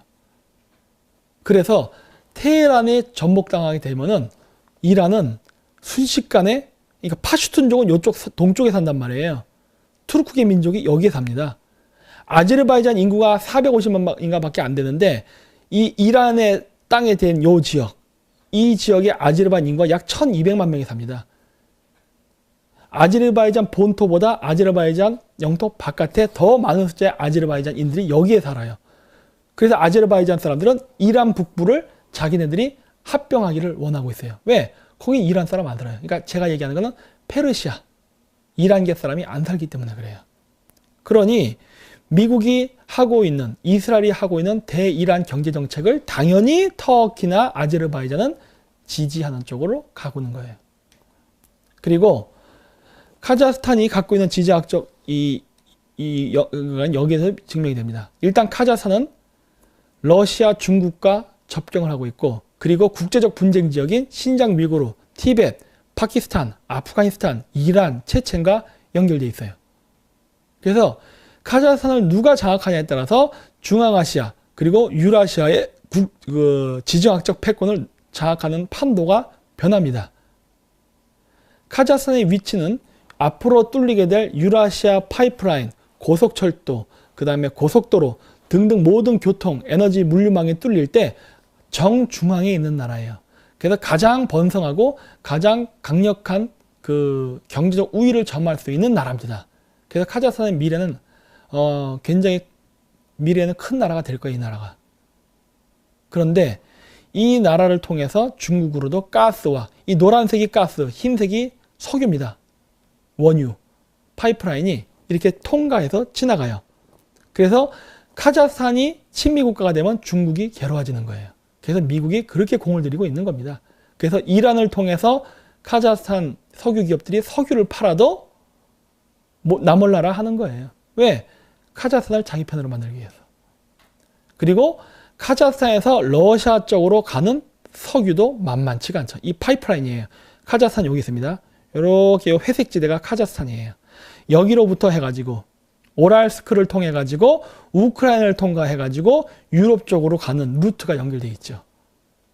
그래서 카자흐스탄이 갖고 있는 지정학적 위치는 러시아나 중국에게도 결코 소홀할 수 없는 지역이에요. 그래서 치열한 공작과 온갖 암투가 벌어지는 지역이 바로 카자흐스탄입니다. 그래서 여기는 이게 중앙아시아 중국 가스 파이프라인 이런 연결이 되는 파이프라인 프로젝트가 있어요. 그래서 트럼프 대통령도 대통령으로 취임한 다음에 카자흐스탄에 전화를 했습니다. 제가 알기로는 두 번째로 전화한 걸로 알고 있어요. 첫 번째는 누가 이제 기억이 안 나요. 그리고 나서 두 번째가 세 번째가 하여튼 전화를 한 사람이 바로 카자흐스탄의 대통령이었습니다. 왜? 트럼프 대통령이 임기 전부터 늘 얘기했던 게 뭐예요? 중국을 견제하겠다 했어요. 중국을 견제하겠다고 하는데 중국을 견제할 때 가장 중요한 국가가 어디냐? 카자흐스탄과 대한민국입니다. 지금 대한민국은 영구가 됐죠. 그래서 대한민국 영구가 됐는데 카자흐스탄은 지금껏 잘 이게 방어를 해왔거든요.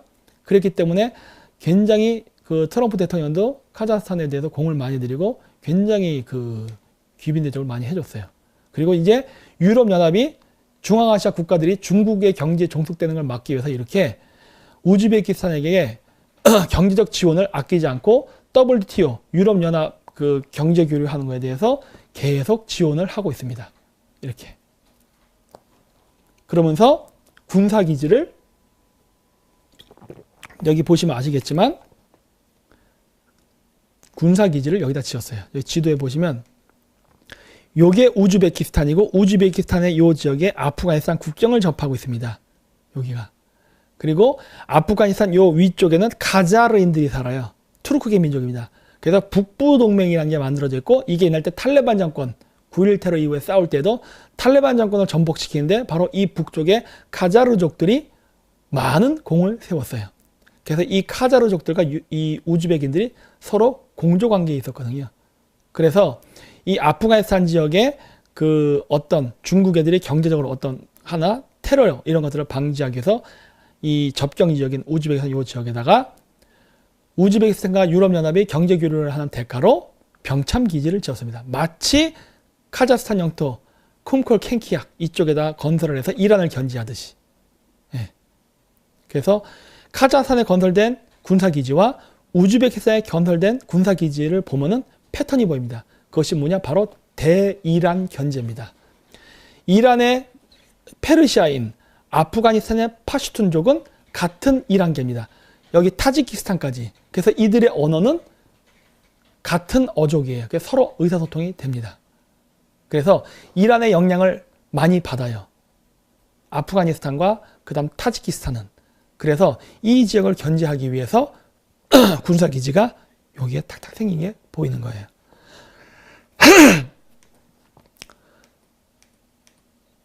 그래서 많은 안 좋은 일들도 있었습니다. 왜?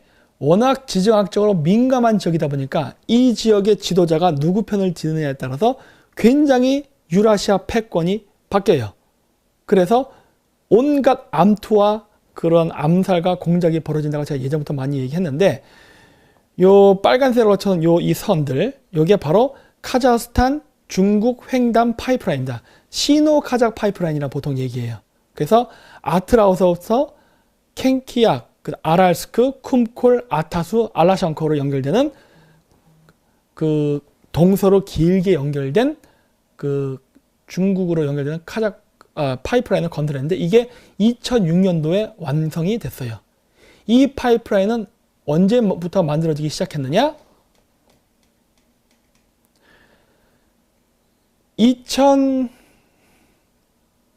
2001년도죠. 9.11 테러가. 아마 그럴 거예요. 하여튼 9.11 사건이 일어난 이후에 미국이 오사마 빈 라덴을 잡겠다고 탈레반 정권에게 요청했을 때 탈레반 정권이 거절했잖아요. 그러면서 탈레반 정권에 대한 대대적인 연합국의 그 공격이 있었을 때 어떤 일이 있었느냐? 아프가니스탄의 탈레반 정권이 들어서고 나서 어떤 일을 하냐면, 이 영토를 잘 보시면요, 아프가니스탄의 국경이 티베트와 여기 붙어 있습니다. 이렇게 붙어서 이란까지 연결되어 있어요. 그래서 중국은 그 당시 후진타오 정권 때 중국이 경제 성장을 하는데 필요한 에너지, 즉 원유와 가스를 미국의 영향권, 즉 인도태평양 바닷길을 통과하지 않는 내륙의 루트를 개발하고자 아프가니스탄 탈레반 정권과 무엇을 하려고 했느냐? 이란, 중국 연결, 파이프라인 건설을 하려고 했습니다. 아프가니스탄만 통과하면 바로 이란으로 가거든요. 근데 이 작업을 하려는 공정이 있었었는데 이게 웬 천재지변인지 9.11 테러가 일어나면서 미국이 아프가니스탄 탈레반 정권을 때려잡고 테러와의 전쟁을 일으키면서 이 지역이 전쟁 지역화되다 보니까 중국이 이란으로 연결하려고 했던 이란, 아프가니스탄, 중국 횡단 파이프라인 계획은 수포로 돌아갑니다. 그러면서 중국은 미국의 바닷길의 영향권을 벗어난 독자적인 내륙 파이프라인 건설에 실패해요. 그랬는데 그리고 나서 2002년도부터 시작해갖고 2006년도까지 바로 시노 카작 파이프라인을 완성시킵니다. 근데 문제는 무엇이었느냐? 중앙아시아에 있는 모든 원유를 중국이 가져간다 하더라도, 왜냐? 이 지역은 그 당시 미국의 영향권이 아니었으니까. 그러면 이 중앙아시아 석유를 모두 가져간다면은 에너지 자립이 되느냐? 안 됩니다. 중앙아시아 5개국에 있는 자원, 석유와 가스를 다 가져가도 중국이 필요로 하는 내수 시장을 충족을 못 시켜요. 충족이 안 됩니다. 그런데 이란으로부터 석유가 오게 된다면 100% 충족이 됩니다. 그랬기 때문에 2001년도 9.11 테러 이전까지 중국의 후진타오 정권이 그렇게 아프가니스탄에 경제 지원과 교류를 하면서 파이프라인 건설을 하려 했던 거예요. 근데 그게 실패하자 우회 노선으로 카자흐스탄으로 돌아서 투르크메니스탄을 통과해서 이란으로 연결하려는 공작이 있었던 거예요. 그랬는데 이게 바로 2006년도입니다. 2006년도에 아트라우로부터 해가지고 이란으로 투르크메니스탄을 통과해서 이란으로 뚫는 저 프로젝트가 2006년도에 있었는데 문제는 무엇이냐? 2006년도 12월 21일 날 투르크메니스탄의 제2의 김일성이라고 불렸던 사파르 무라트 니아조프 대통령이 과로사로 가십니다. 빨간색 쳤죠? 투르크멘 국영 매체들은 2주 전 그가 눈 수술을 받을 예정이라고 전했으나 눈의 이상에 대해선 밝혀지지 않았다. 지난 10월 24일엔 독일 심장병 전문가가 이끈 한 의료팀이 니아조프 대통령에 대한 정기검진을 실시하고는 건강에 아무런 이상이 없었다고 밝힌 바 있다. 하지만 같은 달 그는 자신의 건강과 관련한 이례적인 성명을 내고 심장병 때문에 하루 3차례 약을 복용하고 있다고 말했었다. 그리고 나서 가셨습니다. 심장병으로. 2006년도. 카자흐스탄, 투르크메니스탄, 인도 횡단 원유 파이프라인 프로젝트가 막 실시되던 즈음에 가셨어요. 그리고 나서 지금의 투르크메니스탄 대통령이 2대 대통령으로 선출이 됐습니다. 그리고 나서 물론 이 프로젝트도 나가리가 됐죠. 네. 이런 일들이 있었어요. 그래서 제가 예전에 자연사 박물관이라는 프로그램을 할 때 이걸 소개했던 거예요. 또 하나 어떤 일이 있었느냐. 우리 이제 이번에 우즈베키스탄 가는데 투르크메니스탄, 우즈베키스탄, 카자흐스탄, 중국으로 연결되는 가스 파이프라인 프로젝트가 있었어요. 그래서 1차 연결이 끝났습니다. 2013년에. 1차 프로젝트가 완공이 되고 확장 공사 사업을 했어요. 그것이 바로 2016년 완공을 목표로 해서 프로젝트가 시작이 됐는데 2016년 완성이 가능하다 했잖아요. 2016년. 근데 2016년 9월 2일 날 카자흐스탄의 우즈베키스탄의 일대 대통령이었던 이슬람 카리모프 우즈베크 대통령이 사망을 했습니다. 우즈베크 정부와 의회는 3일 성명을 통해 위대한 국가 지도자 이슬람 카리모프 대통령이 급성 뇌출혈로 투병하다가 수도 타슈켄트에서 78세 일기로 서거했다라고 공식 발표했다. 그래서 지난달 27일 급성 뇌출혈로 쓰러지고 7일 만에 가셨답니다. 우연의 일치겠죠. 우연의 일치. 그렇죠? 우연의 일치. 그래서 제가 얘기했잖아요. 가스 파이프라인 철도 함부로 뚫으면 안 된다.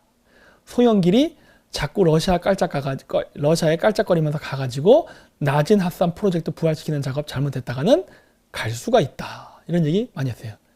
응? 괜히 여자 좋아하니까 복상사, 심장마비 걸릴 수 있다. 조심해라. 그 얘기를 제가 계속했던 거예요.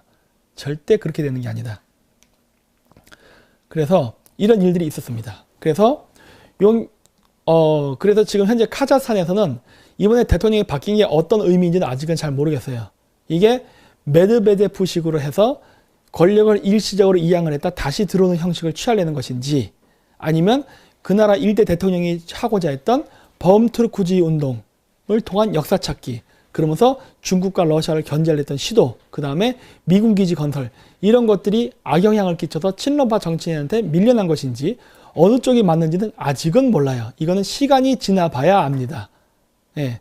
그래서 지금은 저도 지금 예의주시하는 상태에 있지만 이 카자흐스탄의 사례, 그리고 그 외에 투르크메니스탄, 우즈베키스탄에 일어났던 많은 사례들이 우리나라에도 결코 예외는 아니라는 것을 알아야 됩니다. 한국이 갖고 있는 지정학적 위치는 카자흐스탄 못지않게 매우 중요합니다. 왜? 카자흐스탄은 중국 영토 끝자락이 있는 일대일로의 시작점입니다. 그리고 우리나라는 중국의 동쪽 끝자락에 있는 일대일로의 출발점이에요. 그래서 카자흐스탄과 한국은 일대일로의 양 끝에 있는 동가소의 양 끝에 있는 매우 지정학적으로 중요한 위치입니다. 그렇기 때문에 중국 정부는 중앙아시아에서 중국 공산당들이 중앙아시아 정치인들을 돈으로 사업적 이권으로 매수를 했던 것과 똑같은 공작을 한국에서도 했습니다. 그렇기 때문에 우리나라 우파 정치인들이라 하더라도 중국과 사업적 이권 관계가 있는 정치인은 일단 친중파로 분류할 수밖에 없어요. 왜냐? 중앙아시아에 이런 유사한 사례가 있었고 그러한 사례에 해당했던 정치인들은 늘 중국에게 이로운 짓을 했습니다. 그리고 당연히 중국에 대한 비판은 하지 않았어요.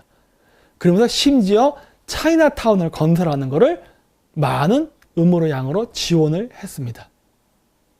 네. 그래서 제가 우리나라에서 자꾸 친중 우파 정치인이 있다라고 얘기를 많이 하는 거예요. 왜?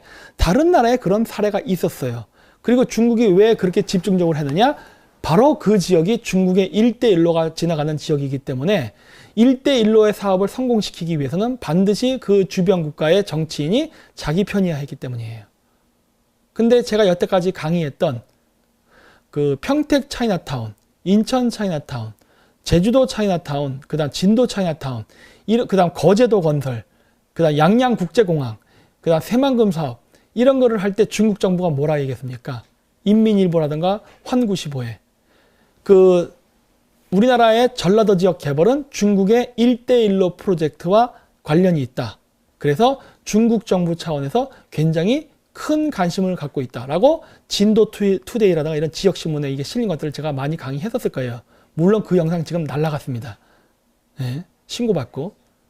그랬는데, 그래서 1대1로 프로젝트로서 우리나라에 중국 자본이 들어와서 투자를 하는데 그 투자와 이권관계를 같이 하는 좌파, 우파 정치인은 당연히 친중파일 수밖에 없는 거 아닙니까?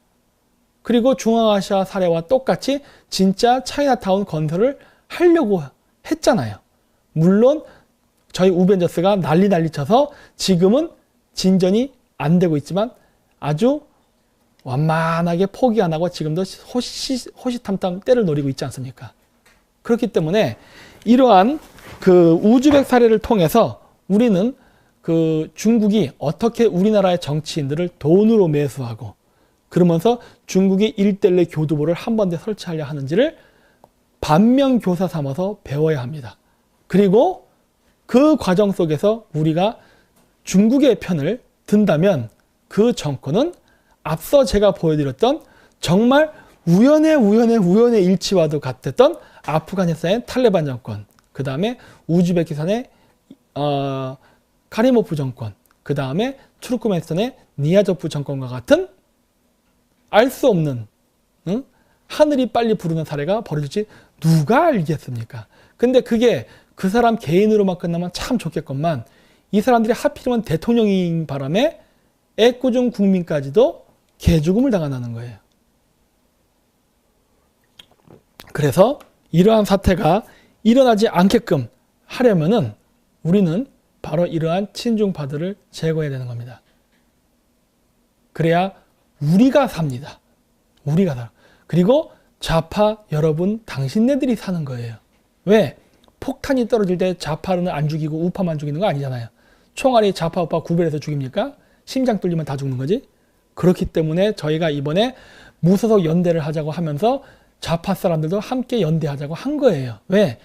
친중파를 우리나라에서 제거하지 못한다면은 좌우를 떠나서 우리는 국가의 주권이 사라질 수 있기 때문이에요. 그래서 이거는 매우 중요한 문제입니다. 지금 친중 문재인 정권은 자신들의 친중 프레임을 벗어나기 위해서 강력하게 반일 프레임을 걸면서 지금 모든 TV 드라마, 그 다음에 뭐 코미디 프로그램, 영화, 모든 것들을 죄다 3.1운동, 상해 임시정부 뭐 등등등등 해갖고 죄다 반일 관련된 영화와 프로파간다에 신경 쓰고 있습니다. 왜냐? 그래야 자신들의 친중 프레임이 벗어나지니까. 그리고 대중의 관심으로부터 벗어날 수 있으니까. 그런데 우리는 절대로 이러한 그 전애들의 그 눈가림식 프로파간다에 속아 넘어가서는 안 됩니다. 그리고 아까도 얘기했듯이 한반도의 지정학적 중요성은 중앙아시아 못지 않습니다. 따라서 우리나라 대한민국 정부가 그리고 북한의 김정은이가 오판을 하게 되면은 정말 재수없으면 전쟁도 날 수 있는 거예요. 왜? 이거는 패권 전쟁입니다. 패권은 절대 양보하지 않아요. 그렇기 때문에 우리는 여기서 처신을 정말 잘해야 되는 거예요. 그래서 제가 이번 사태를 보면서 뭔가 보이지 않는 많은 움직임들이 일어나는구나라는 것을 알 수 있었습니다. 그리고 이 사태는 예전에도 얘기했던 베네수엘라 사태와도 연결되어 있습니다. 왜? 카자흐스탄이 베네수엘라 금을 가져왔다 했잖아요.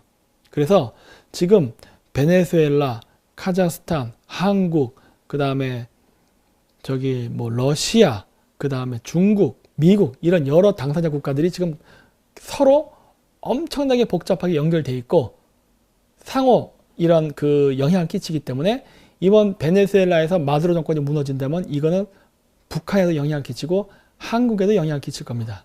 그리고 물론 중앙아시아에도 영향을 끼칠 거예요. 그러면서 국제 정세가 엄청나게 요동을 치고 중국의 1대1로가 성공해야 실패하느냐 각종 이러한 투쟁, 그런 분쟁이 발생하게 될 것입니다. 그리고 최악의 경우에는 전쟁까지도 갈 수가 있어요. 그렇기 때문에 우리나라의 한반도를 국가 안보를 안전화시키고 그 다음에 이러한 분쟁에서 전쟁에 휘말리지 않으려면 강력한 국방력을 강화해야 됩니다.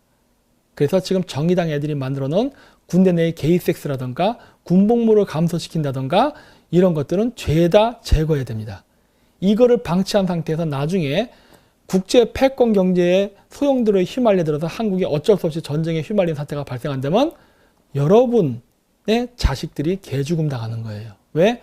훈련 안 하고 그 시간에 똥구멍 섹스했으니까. 그래서 이거 매우 중요한 문제입니다.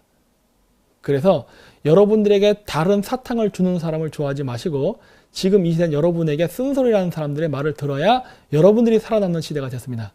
그래서 오늘은 이것을 끝으로 해서 그레이트 게임 마치도록 하고요. 그래서 지금 현재 중앙아시아의 그 정권 교체가 우리나라에 어떠한 영향을 끼친가에 대해서 한번 알아봤습니다. 그래서 오늘의 그레이트 게임은 이것으로 마치도록 하겠습니다. 그리고 다음 주는 저희가 우즈베키스탄을 가기 때문에 여건이 되면은 방송을 하고 여건이 안 되면은 다음 주에 채팅 읽어주는 남자 그레이트 게임은 쉬도록 하겠습니다. 네, 끝까지 시청해주셔서 대단히 감사하고요. 투네이션이요? 네, 투네이션 한번 더 읽어야 된대요. 그럼 읽고 마치도록 하겠습니다. 김도영님, 제2예수만 박사, 김 박사님 만세, 이상점 있는 남자였습니다. 점은 있습니다. 점은. 네, 고맙습니다. 김정호님, 박사님 격하게 응원합니다. 네, 고맙습니다. 김진구님, 거거거 중지하고 행행행리 각이라 대한민국은 부디 깨달아야 한다고 봅니다. 가서 보고 행동해야 합니다. 네, 고맙습니다. NPC님, 어머니 바라던 일이 이루어져서 너무 기분 좋네요. 오늘 하루 다리 쭉 뻗고 잘 것 같네요. 나라를 위한 등대가 되어주세요. 네, 고맙습니다. 잘 하시리라 믿습니다. 감사합니다. 라고 하십니다. 하카세 화이토다요. 제일 교포신가 봐요. 네, 고맙습니다. 김지영님, 접속자 20만 명의 좌파 유머 커뮤니티 사이트는 10개나 있는데 우파 커뮤니티 사이트는 1개도 없어요. 좌파들 커뮤니티 안에서 가짜뉴스로 선동하는 거에 관심 가져주세요. 네, 알겠습니다. 네. 레인 초님, 슈퍼챗 수수료 40%라네요. 네, 맞습니다. 그러니까 투네이션으로 주세요. 가드너님, 좋은 강의 항상 감사합니다. 한국인님이 점점 부끄러워지는 요즘 시절입니다. 왜곡의 자기 합리화 피해의식은 쩝니다. 역사를 잊은 민족에게 미래는 없다. 당연하죠. 네. 역사의 지평을 넓혀야 됩니다. 박벽현님, 고맙습니다. 심심해 심시하다님, 박사님 지역구가 어디세요? 제가 주소지 옮겨서라도 찍어드릴게요. 그건 비밀입니다. 아직은. 네.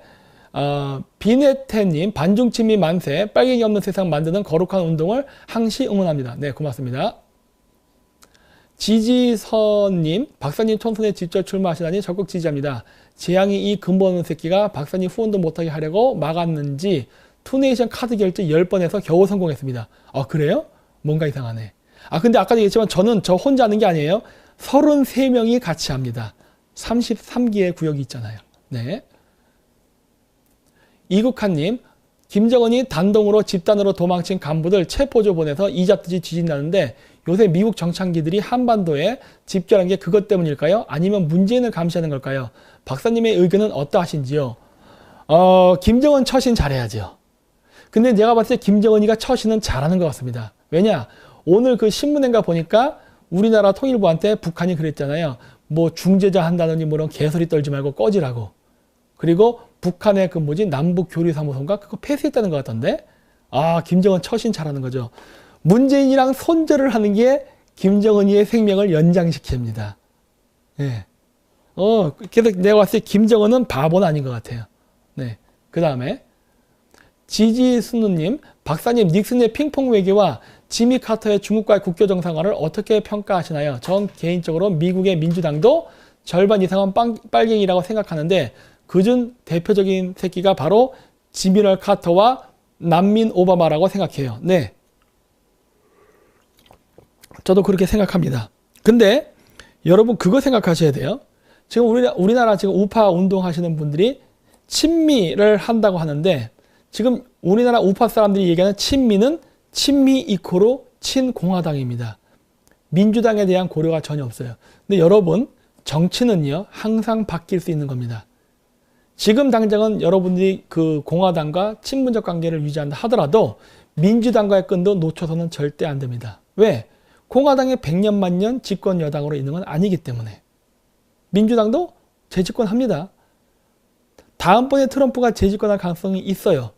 그렇다 하더라도 그 다음번까지 하는 것은 좀 어려울 수 있어요. 12년 집권하는 건 조금 어려울 수 있습니다. 네. 2번까지는 가능해요. 그래서 민주당과도 어떻게 우리가 대북 제재를 유지하고 북한 견제를 하면서 우리가 원하는 방식의 남북 통일, 그 다음 중국 견제를 할 것인가에 대한 외교 채널과 연구는 끊으면 안 됩니다. 외교는 한쪽만 하는 게 아니라 양다리 노선을 걸치는 거예요. 그래야만 돼요. 예, 그 다음에요. 이거 또 같은 분이네. 왜냐하면 당시 거지 국가였던 짱깨를 지미럴 커터가 국교 정상화만 안 시켜줬다면 지금 중국은 러시아처럼 가난으로 인해 소수민족들이 전부 독립해서 공산당 한족은 힘을 못 썼을 거라고 생각하거든요. 박사님의 고견은 어떠신가요? 그때 당시에 미국의 제1타겟은 소련이었고 해체된 러시아였습니다. 따라서 냉전시대 때에도 갈등 관계에 있었던 소련과 중국을 계속 이의 정책으로 가기 위해서, EJ 정책으로 가기 위해서 중국은 키워주고 러시아는 견제할 필요가 있었죠. 그랬고 그 정책은 매우 성공적이어서 러시아는 이제 우주비행선을 만들었던 그 러시아가 자동차 하나 제대로 못 만드는 나라가 되어버렸습니다. 전기밥솥도 못 만들고 전자레인지도 제대로 못 만드는 나라가 되어버렸어요. 성공한 거 아닙니까? 러시아 견제를 위해서. 그리고 러시아에 있던 수많은 과학자와 뛰어난 인재들이 죄다 미국으로 망명해서 미국 시민권자가 되어버렸습니다. 러시아 거지 됐어요. 러시아를 제거하는데 중국이 이용된 거죠. 이제는 중국의 이용 가치는 끝났어요. 이제 중국을 제거하면 되는 겁니다. 그럼 미국이 중국 경제를 키울 때 91년도에 아무런 안전장치 없이 중국의 경제를 저렇게 키웠다고 생각하십니까? 그건 여러분 너무 순진한 거예요. 중국 경제는요, 미국이 마음만 먹으면 무너뜨릴 수 있습니다. 1991년도부터 그렇게 디자인이 되어 있었어요. 민주당, 공화당 중요하지 않아요. 예. 또 다른 거요. 락펜하워님, 박사님 지지합니다. 궁금한 게 있는데요. 끝? 알타역의 언어 중 터키, 몽골, 우리나라, 일본은 어순이 같은데 카자흐이나 다른 언어들은 어떤가요? 다르다면 그 이유는요? 아니요. 같은 계통입니다. 어순 똑같아요. 그리고 중국 어순이 다른 이유는 완전 다른 민족이라서인가요? 근데 그 언어가 있기 이전에 민족이라는 건 존재했죠. 민족이라고 해야 되나? 좀 애매하지만 이게 자기끼리 하는 부족이 존재죠. 부족이. 그랬는데 언어가 어떻게 탄생했는지 알 수는 없으나 그 어족으로 달라진 겁니다. DNA로는요. 한국이나 중국이나 비슷비슷해요. 이제는 서로 섞여서. 하지만 오늘날 우리가 민족이란 걸 가르게 되는 그 기준점이 되는 것은 결국 언어와 역사와 문화입니다. 그래서 언어와 역사와 문화를 누가 패권을 쥐고 있느냐에 따라서 그 민족의 흥망성쇠가 결정이 돼요. 우리가 맨날 중국 애들 욕하잖아요. 한족들 짬뽕이라고. 근데 우리나라가 대국이 되려면요. 짬뽕이 되는 걸 감수해야 됩니다. 불사해야 돼요. 노란 머리에 파란 눈도 한국말 유창하고 대한민국 국민의 시민권을 가지면 한국 국민으로 인정을 해줘야 돼요. 그래서 제가 늘 그런 얘기를 해요. 저번 주 그 제야사학자들 모이는 그 강의에도 제가 갔었어요. 거기 다 좌파인데. 그 사람들한테 가서 제가 우리나라 고대사 강연할 때에도 얘기했어요. 우리나라는 한국이나 일본 같은 단일 민족 국가는 국민과 민족이 같은 개념으로 인식이 되지만 유럽이라던가 다른 유목민족 국가를 가게 되면 민족과 국민은 다르다. 왜? 다민족 국가이기 때문에 그 민족 이코로 국민이라는 얘기는 성립되지 않아. 그 중에 하나일 뿐이지. 여러 민족이 다 국민으로 들어가 있기 때문에. 그래서 우리나라가 서양식 근대주의를 받아들이면서 국민국가라는 개념이 발생하고 그거를 지금 근대 국가를 만드는 과정에 있는데 우리나라가 보다 더 우리나라가 서양의 체질에 맞게 그리고 그 서양이 만든 그러한 근대 국가 체제를 잘 흡수하면서 서구 국가와 같은 발전을 이루려면 우리의 사상적인 전반적인 개조가 필요합니다. 그래서 유교적 사고주의 버려야 돼요. 그 종농근성 그런 것도 버려야 되고 국민국가를 건설하는 데 많은 노력을 해야 됩니다. 국민국가라는 건 뭐냐? 민족을 초월하는 개념이에요. 세금 내는 사람이면 국민이 되는 겁니다. 여러분들 친미하시는 분들 중에 우리가 재미교포들 많잖아요. 여러분들 재미교포 하시는 분들 미국 시민권 가진 거를 자랑스럽게 생각하시잖아요. 근데 여러분 아시아인이에요. 근데 미국에서 그걸 받아주잖아요. 대국이 되려면 그걸 흡인을 할 수 있는 흡수력이 있어야 돼요. 그 흡수력을 하려면 무엇이 필요하느냐? 경우에 따라서는 혼혈도 저는 나쁘지 않다라고 보는 거예요. 그래서 제가 늘 얘기하잖아요. 저는 혼혈을 하는 거에 대해서 다른 기존 우파와 생각을 달리한다 라고 하잖아요. 전 찬성합니다. 단 혼혈을 하더라도 기준이 필요합니다. 무엇이냐? 혼혈을 하더라도 그 혼혈을 해서 태어난 아이가 나는 한국인이야 라는 정체성을 가져야 되는 거예요. 근데 혼혈해서 태어난 아이가 나는 베트남인이야 나는 중국인이야 이러면은 안 되는 거예요. 그런 혼혈 정책은 하면 안 됩니다. 혼혈이 돼서 걔가 우리 편이 되는 혼혈은 해도 돼요. 이 얘기를 제가 왜 자꾸 강조하느냐? 여러분 전 세계적으로 인구가 감소하는데 이슬람 인구가 무지막지하게 증가합니다. 무시무시해요. 앞으로 우리나라는 중국이라는 적을 상대해서 제거하고 나면 이슬람과 싸워야 될지도 모르는 사태가 벌어져요. 물론 제 친구의 90%는 이슬람입니다. 이슬람 친구 많아요. 하지만 이것과 별도로 정치라는 관점에서 봤을 때 우리나라가 아니라 전 세계 이슬람 팽창은 매우 위험해요. 근데 이걸 어떻게 막아야 되느냐예요. 여러 가지 정책들이 있죠. 근데 저는 그 중에 어떠한 꼼수? 전략이 있냐면은 전 이런 전략을 갖고 있습니다. 요즘 문재인이가 예멘 난민, 이집트 난민, 시리아 난민 많이 받아들이죠? 그때도 제가 뭐라 그랬어요? 저는 팔팔한 20대의 남자들이 난민으로 오는 건 반대한다 라고 했잖아요. 전쟁에 가장 피해를 많이 볼 수 있는 가장 연약한 자들이 뭐예요?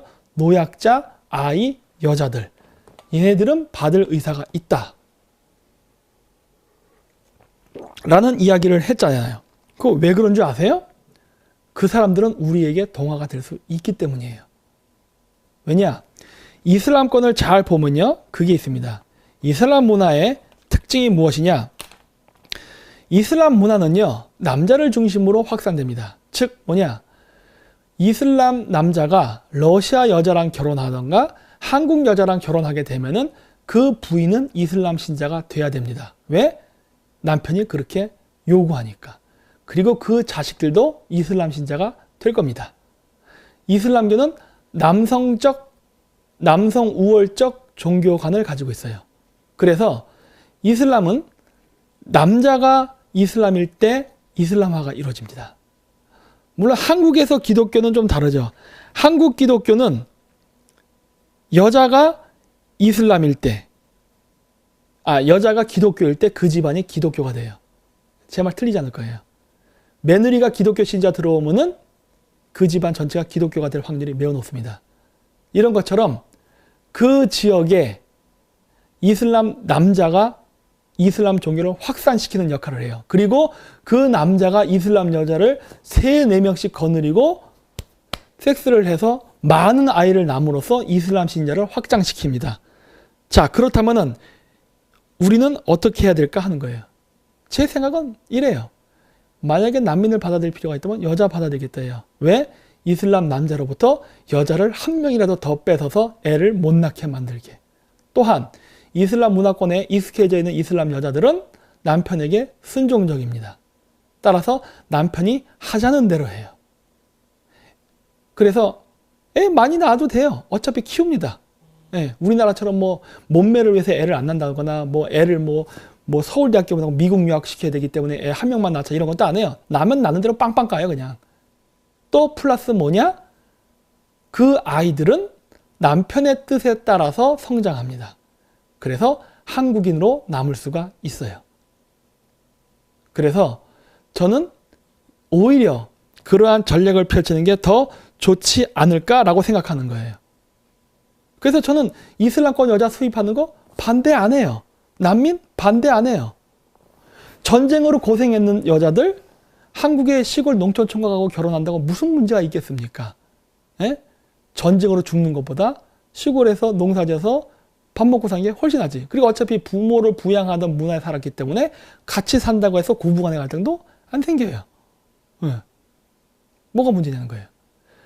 저쪽의 남자가, 그러니까 이게 바로 제가 이 아이디어를 어디서 얻냐? 바로 중국 놈에게 얻은 거예요. 짱깨들이 뭐 합니까? 신장 위구르 자치주의 여인들을 중국 남부 광동성으로 데리고 와서 일을 시키면서 중국 남자와 결혼시키잖아요. 그러면서 위구르 남자들이 결혼을 못하게 방해하지 않습니까? 왜? 이슬람권은 언어, 역사, 문화적 정체성이 남제를 통해서 계승되기 때문에 그래요. 그래서 남자가 이슬람 여자는 그거를 연결해주는 그냥 하여튼 그 역할이기 때문에 그 끈만 끊으면 돼요. 그리고 이슬람 여자들 이슬람권에서 그렇게 불평등하게 살다가 한국에 와 보십시오. 이슬람 여자들 한국에 오면은 완전 이거는 천국이죠. 꼴패미들이나 대한민국의 헬조선이라 그러지 이슬람권에 있던 여자들 한국에 와 보십시오. 이거보다 더한 천국은 없어요. 네. 그래서 한국 문화에 적극적으로 동화하려고 그러지 자기가 살다 온 그 거지 같은 동네 이슬람 문화를 퍼뜨리려 하지 않습니다. 왜? 자기가 한국에 와서 이렇게 자유롭게 사는데 왜 자기 자식에게 그 불평등과 불공평을 대물림시키려 하겠습니까? 안 한다니까요. 너는 한국인으로 살아라 해. 자기는 이슬람이니까 돼지고기 안 먹고 살 거예요. 죽을 때까지. 자기 선에서 끝나죠. 자식까지 대물림 안 되죠. 이게 제 전략이에요. 네. 그래서 하여튼 여러 가지가 있습니다. 그래서 하는 전략들이 있는데 하여튼 그런 방식으로 저는 생각하는 거예요. 그래서 저는 기존의 우파적 사람들이 갖고 있는 반다문화주의하는 생각을 달리합니다. 예. 여러 가지 전략이 있어요. 하여튼 그런 것들이 있는데 그래서 우리는 이런 것들을 잘 연결시켜야 돼요. 잘.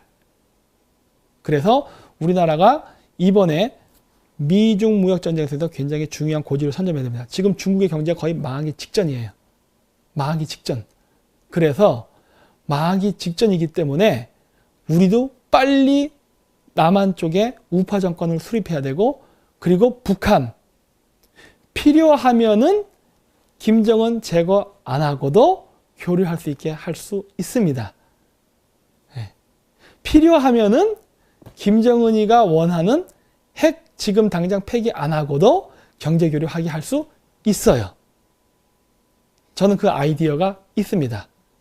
근데 그 아이디어를 가지고 미국을 설득시키려면은 우리에게 정치인이 필요해요. 왜? 지금의 정치인들은 절대 우리가 가지고 있는 아이디어를 하려고도 하지도 않고 이해도 못하고 협조도 안 할 것이기 때문에. 그래서 저희가 프로젝트 X라고 해서 우리의 전략과 전술을 지지해주고 그거를 미국에 적극적으로 어필해 줄 수 있는 국회의원을 우리가 직접 뽑으려고 하는 거예요. 왜? 지금이 절호의 기회이기 때문에. 불과 1년 뒤면은 선거가 옵니다. 그래서 뽑아놔야 되는 거예요. 그래서 앞으로 어떻게 김정은 체제 유지시키고 핵 폐기 안 하고도 교류를 할 수 있는 길이 있다니까. 김정은도 이거 귀가 뻥 뚫리는 얘기 아니에요? 하게 할 수 있어요. 미국 설득시킬 수 있어. 그래가지고 남북 경제 교류를 할 수 있는 아이디어가 저한테는 있어요. 절대 얘기 안 하죠, 여기서는.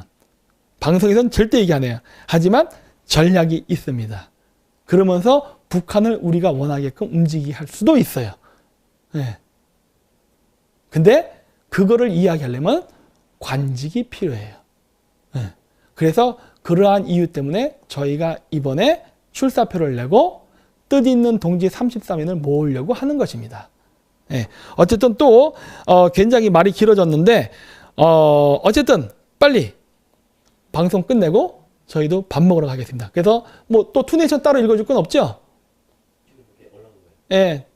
안기무드니 형님 오늘 늦었습니다. 사제의 도계자 오직의 박습니다. 도계자 무릎 박는 소리죠. 세미짱님 초당적 무소속 국회의원 지지 성공 기원합니다. 네, 고맙습니다. 바람과 파도는 언제나 유능한 항해사 편님 박사님 지지합니다. 네, 고맙습니다. 이진실님, 박사님 보수 뭉쳐야 한다면 자유한국당, 애국당, 바른미래당 다 합쳐야 되나요? 네, 합쳐야 되는데 그 구성원을 반중 친미 국회의원으로 바꿔서 합칠 겁니다. 그게 제 무소속 연대 전략이에요. 네. 뭐 나머지 자세한 그런 전략들은 제가 따로 방송 때 뭐 채팅 읽어준 남자가 이런 걸 통해서 차근차근 공개할 수 있는 선까지만 이야기하겠습니다. 네, 그래서 오늘은 이걸로 마치도록 하겠습니다. 네, 끝까지 시청해 주셔서 대단히 감사합니다. 안녕히 가세요.